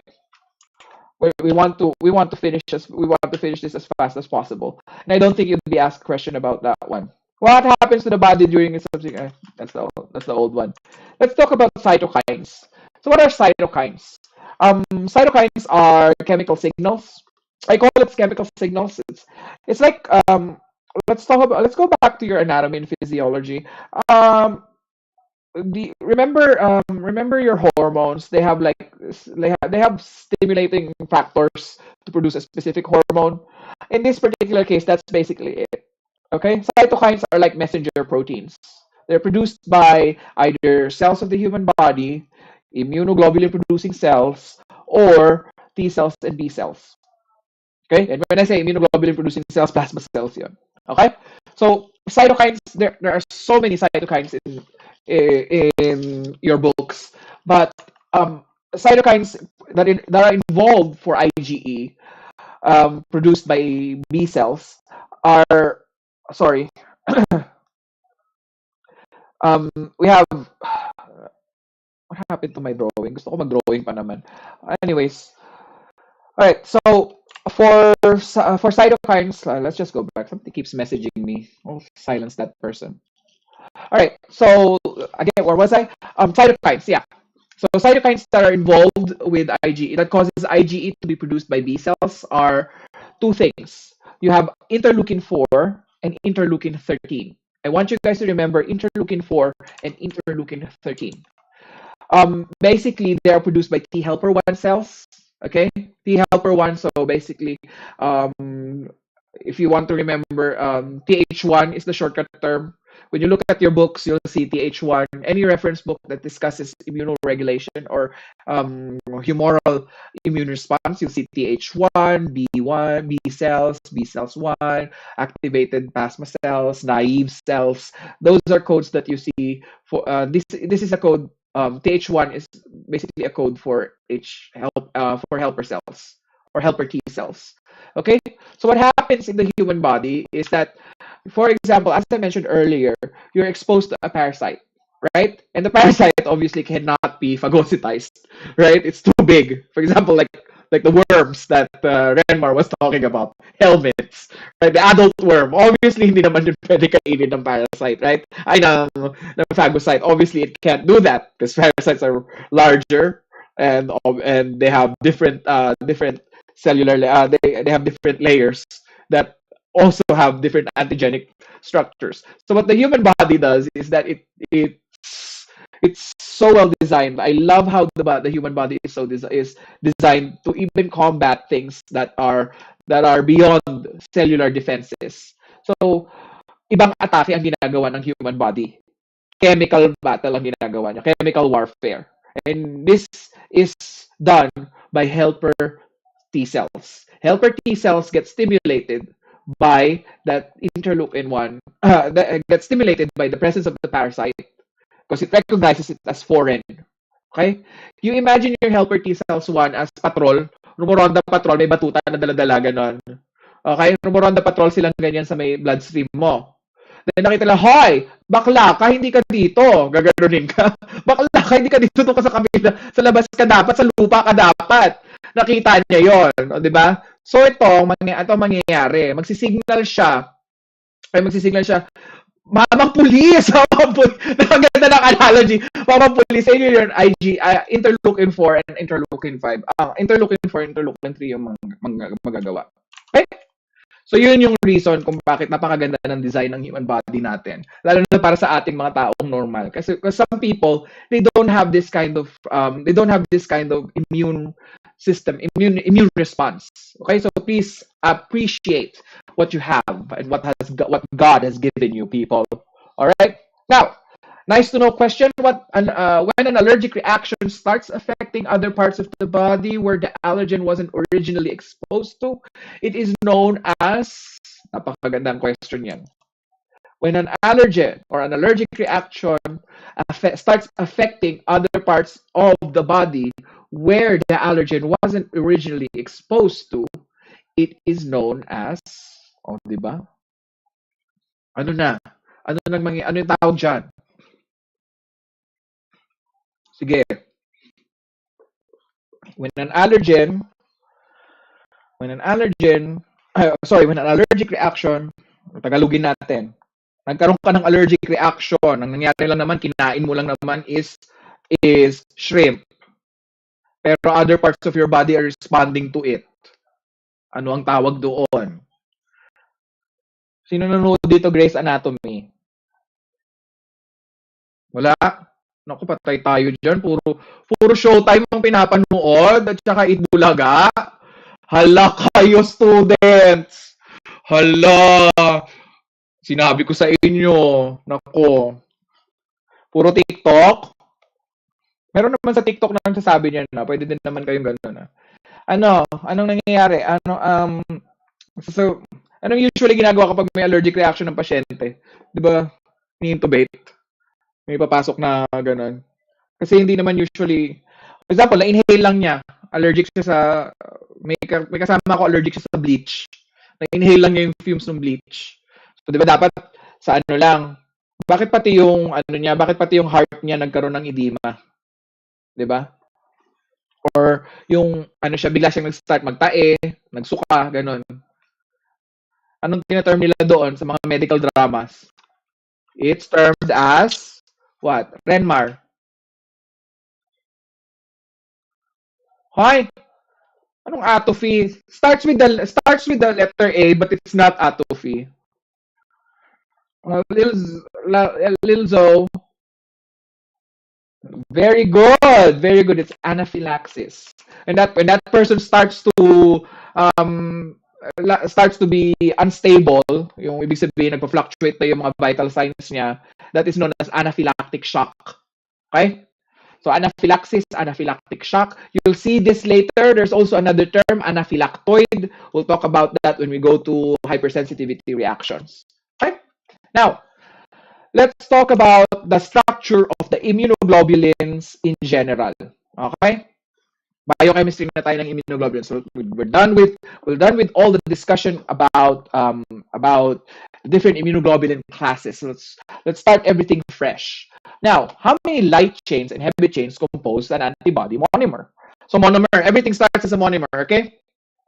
Everything starts as a monomer, whether it be immunoglobulin epsilon, whether it be immunoglobulin mu, immunoglobulin gamma, or gamma immunoglobulins, it always starts as a monomer. It just depends on the J chains, okay? We're clear with that one. Okay, we're clear with that one. Everything starts as a monomer. So, lahat ng structures na pag-uusapan natin is generally what every immunoglobulin looks like as it's being produced in the plasma cell, inside the plasma cell. Okay? So, how many light chains and heavy chains compose an antibody immunoglobulin? An antibody monomer. Who here can give me the answer? Kyla. Nice to meet you, by the way, Kyla. Tig 2. Taray nung tig 2, no? Taray nung tig 2. Parang namili ka lang ng sachet ng tig 2 potek. Tig 2 na supot ng Royal. Parang gano'n na yun. Alam, na-miss ko na yun. Oh my God, na-miss ko na mamili sa tindahan ng Take Two. Walang ganun din sa ibang bansa. Oh my gosh. Alright, so light chains, two light chains, and two heavy chains. Very good. And they're all bound together, again, by disulfide bonds. Di ba pa ulit-ulit, naalala nyo yung drawing ko kanina? Di ba? Naalala nyo yun? May drawing ako kanina. Di ba? Saya-saya, di ba? Okay, so how many domains in each immunoglobulin exist? Ay, sorry, na-move ko ba yung ano? At hindi siya nag-move. Sa presentation, hindi nag-move. Ano nangyari? Hoy. Ay, ito na. Ayan. Nag-move na, guys. Okay, ayan. How many domains are in each chain of immunoglobulin monomer? Domains, ang tinatabi ko ha. Domains. Ano sinasabi ko? Ano pinag-uusapan natin when we say domains? Variable region and constant region. Okay? Huwag niyo kakalimutan yung variable region and constant region. Or domain, sorry. Variable domain and constant domain. Anong ibig sabihin ng variable domain? Anong ibig sabihin ng variable domain? Nagbabago. Okay? It's based on the antigen. Pag sinabi natin constant, every time you produce that antibody, it always has the same product. Okay? Now, let's go to heavy chains. Heavy chains has 4 domains. Na-move ba yung ano? Na-move yung... Ayan. Bakit hindi siya nag-move? Moyo, nag-move ba siya? Yung ano ko? Oh, ayan. Very good, very good. Okay, so ito yun. Ito yung difference. Di ba sabi kanina, each has light chains and heavy chains. Okay? Now, what happened? The domain, ayaw talaga niyang gumalaw. Gumagalaw-galaw ba? Minumove ko from Q to A. Gumagalaw. Parang nagpaparamdam na si ano, mag-break na tayo. Parang nagpaparamdam na si Google Meet. Ayan. 58 ako. 58 pa rin dun sa may presentation. Okay. Alright. So, we have 2 domains for light chains, 4 domains for heavy chains. Okay? Light chain has 1 variable region or domain and 1 constant chain or domain. Okay? Heavy chains has 4 domains, 1 variable, and 3 constant. Tanya? Clear? Okay? Now, bakit na gumalaw? Nahihirapan ako sa kanya. Now, let's talk about the types of heavy chains in immunoglobulins and the type of heavy chain in immunoglobulins help determine what it determines the immunoglobulin class. Okay? So, magdo-drawing na tayo. Patay tayo dyan, magdo-drawing na ako. And what are the types of heavy chains that are produced in human immunoglobulins? Ito na nga yung sinasabi kong 5. Diba? Yung gamed. Gamma, alpha, mu, epsilon, and delta.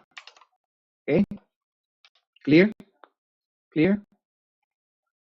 Hindi talaga siya nag-move. Napaparamdam na talaga siya ng ano. Oh. Iba yung nasa may presentation eh. Minus naman ako. Iba talaga yung nasa presentation. Okay. Tapusin lang natin ang immunoglobulin. Feeling ko matatapos naman na siya. Igapang na lang natin. No, Moyo? Okay. Igapang na lang natin. I-restart ko lang siguro ulit yung ano. Okay, nasa Q60 na ako ha. Okay, what are the types of light chains present in immunoglobulins? Tayo dyan, ayan na naman tayo. So heavy chains, it has 5 types, right? Alpha, gamma, mu, delta, and epsilon, right? Those are the 5. Light chains are divided into 2 types also. They have 2 types. They have, sorry, not two types. Sorry. Yeah, sorry, two types. Okay, sige. Sino magsasagot? Mel. Nakita ko si Mel yung una. Kappa and lambda. Very good. Kappa and lambda. Okay? So, kappa and lambda is the answer to this one. Pero hindi nagmo-move. Ayan, kappa and lambda. Alright? Now, this is a proline-rich amino acid sequence region in some antibody classes that provides flexibility. This is known as the hinge region. Okay? Hinge region is only present in 3 immunoglobulin classes.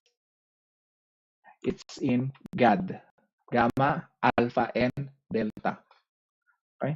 So the hinge region is only found in those 4 and those 3. Okay? Okay, so clear? So siya yung reason kung bakit may nagla-lattice form, may paganyan-ganyan yung mga ibang drawing. Okay? Hinge region. So parang sa pintuan, hinge. Okay? Next, Q60. Ginagapan ko talaga, no?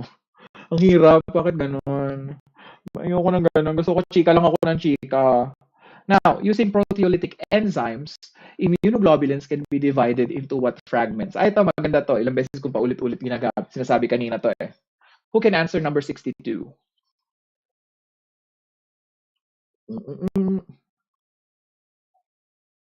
Who can answer number 62? Nasaan na yung, nasaan na yung uliran kong anak na unang-una? Si Valiant. Hindi ko na siya naririnig. Hindi ko na din nakikita ang pretty na face ng aking anak. Wala. O sige, si Kim na lang. Yung bigla na lang sumusulpot. Sige, Kim. What are fragments? No, we're asking about immunoglobulins can be divided into what fragments? Fragments ang sinasabi natin. Ano yung fragments na yun? Kanina pa natin yung ulit-ulit yun. Complement fixation, di ba kanina? Sydney says hi. Nag-wave si Sydney. Hindi siya nag-raise ng hand. Okay. Sydney, sige.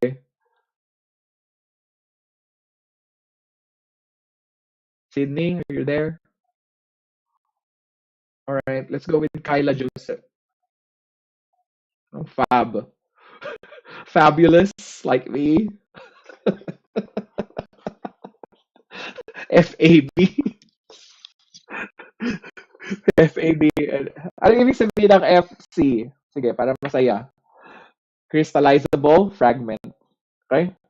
Or crystallizable fragment. And FAB is antigen binding fragment. Okay? So those are the 2 fragments that you get when you use yung sinabi kanina ni Kim. Papain and ano nga yan? Papain and trypsin and pepsin. Yada yada. Okay? Alright. Antibodies are considered immunogenic. True or false? Sige. Yan ang question ninyo. Sagot, people. I'll give you guys 5 minutes while I try to salvage this lecture para habang ginagapang ko magsagot kayo. True or false? Antibodies are immunogenic. Yan ang choices nyo. Type lang muna. Walang mag-raise ng hand. Type lang ang sagot.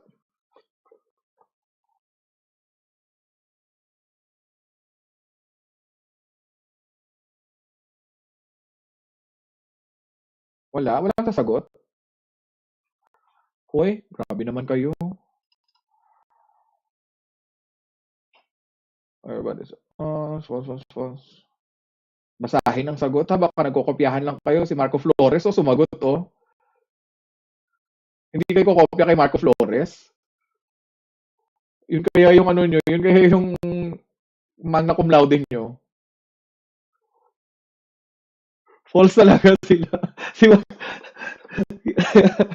Okay, last person na tinitingnan ko ngayon is Kim Kylie Dominguez. Anybody else? O sige, Sherwin.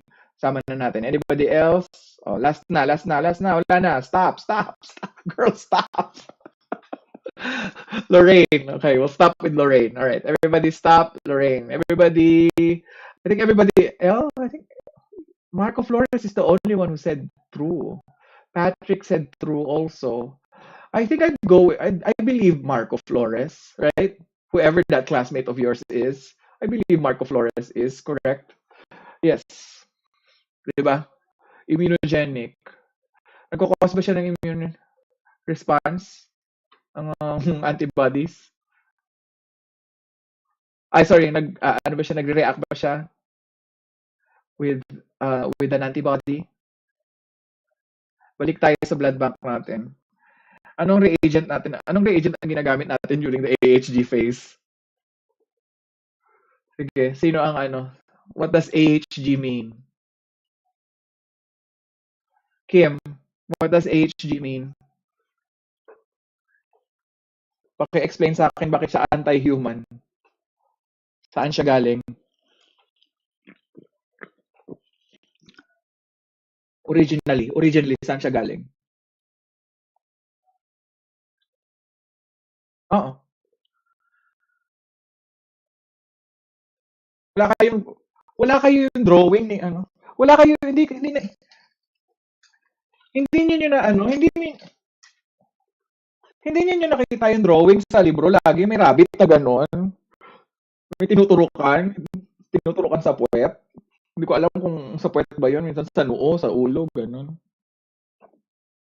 Chicken na ba ngayon? Ewan ko, may rabbit pa rin dun sa may research facility dito, eh, baka ibang ginagawa na nila dun. Hindi sila naniwala kay Marco Flores. Ang tamang sagot is true. Sino yung mga nagsabi ng true? Ren Marcanlas. Of course, Junakis ko yan. Alam niya yan. Of course. Di ba? Dexter din. Expected nothing less from Dexter. Okay. So yeah, antibodies are considered immunogenic. Remember anti-human globulin? So what does anti-human globulin do? You have an antigen in a red cell, right? You introduce the patient's serum in in an antigen and it binds to it. Now you add another antigen, and you add another antibody which targets the human globulin. Hence the term anti-human globulin, di ba?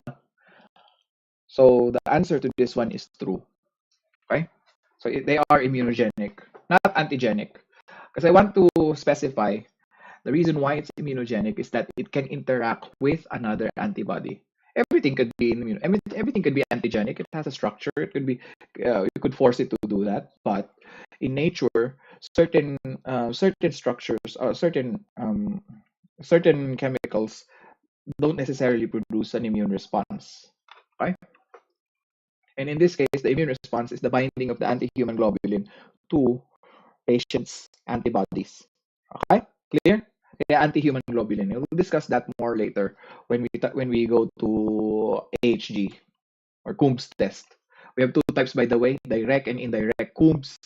You'll know later why it's important. Uh, we'll move on. Ayaw talaga niyang gumalaw. Nag-move na sa next question, Moyo. Ayaw talaga. Ayan na, sure. Ayan na. True na ang sagot, di ba? Antibodies have epitopes in several regions of its structure. Antibodies have epitopes in several regions of its structure. Okay. So, what are the epitope determinants? Alam niyo na yung ibig sabihin ng epitope, di ba? These are things that can be recognized by immunoglobulins or that can be targeted by immunoglobulins, right? Alala niyo yung mga side chain theory natin na yan. Yan na yun. Diyan na natin ina-apply yun. Kaya nga, di ba, ang theme ng ating discussion is back to basics. Okay? So, antibodies are considered immunogenic. Yes, they have epitopes or antigenic determinants. And which part or what are the epitopic determinants of an immunoglobulin? So, yan na. Ano yung mga target ng immunoglobulin na pang-antibody din? Gets? Yun yung tinatanong dyan. What are the target sites, kumbaga. So, let's talk about it. It's a very long discussion, but I summarized it in this one slide. So the isotype is located only in the heavy chain. It varies per species. Isolated per species, kaya nga isotype.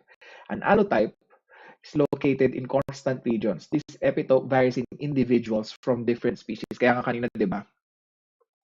Patrick's constant region is the same as mine, except for our pet dog.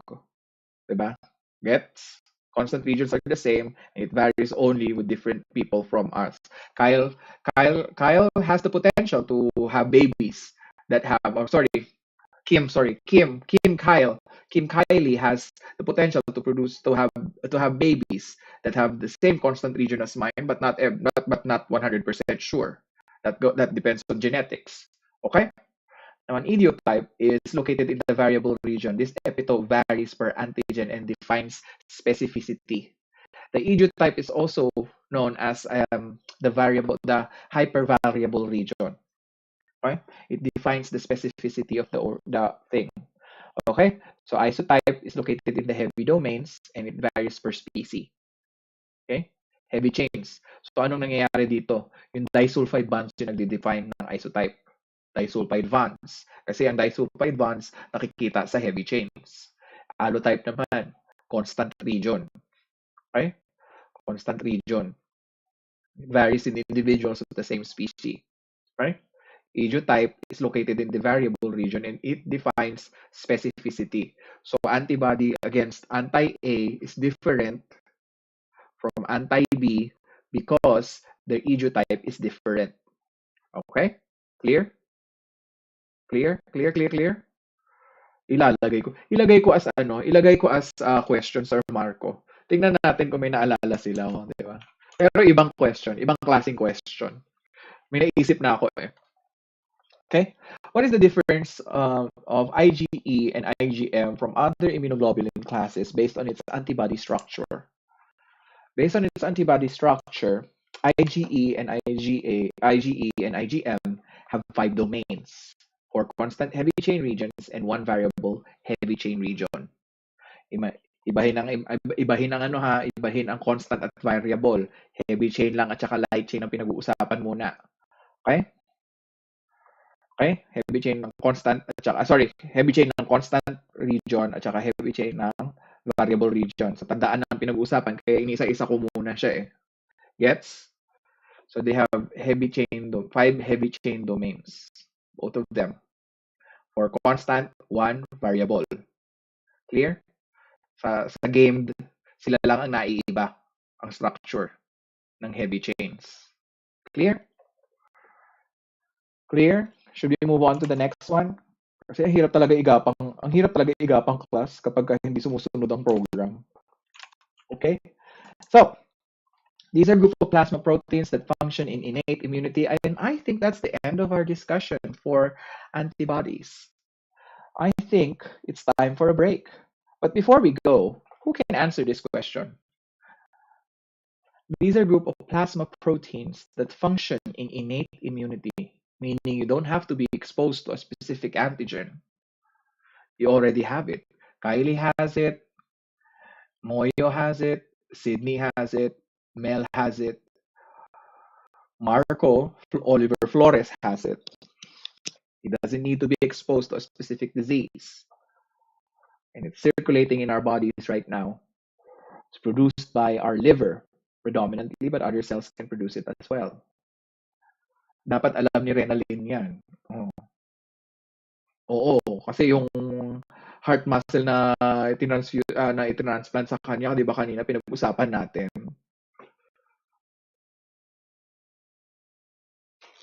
Hindi ko move. Iniba ko lang din yung ano niya, hindi mo siya mag-google. Kahit i-try mo Moyo, hindi mo siya mai-google. Patrick, ano sagot?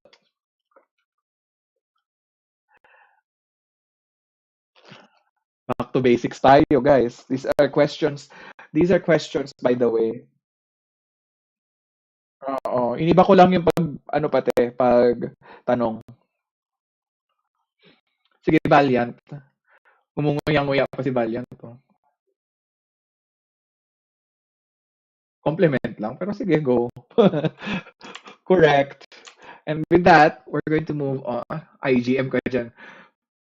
Marco, naka-ready na ba yung next batch ng ano natin?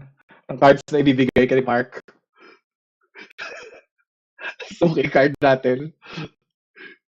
Kakasabi ko lang tapos na yung discussion natin ng antibodies, biglang sumagot ang IgM. Eh, sasakalin ko tong batang to eh. Balak. Oo. Oo. Oo. Di ba? Okay, so I'll give everybody like how many hours should I give them?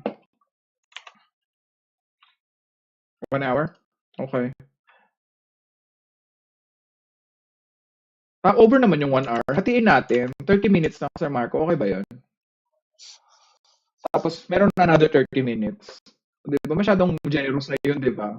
30 minutes lang. Kakain lang ako eh.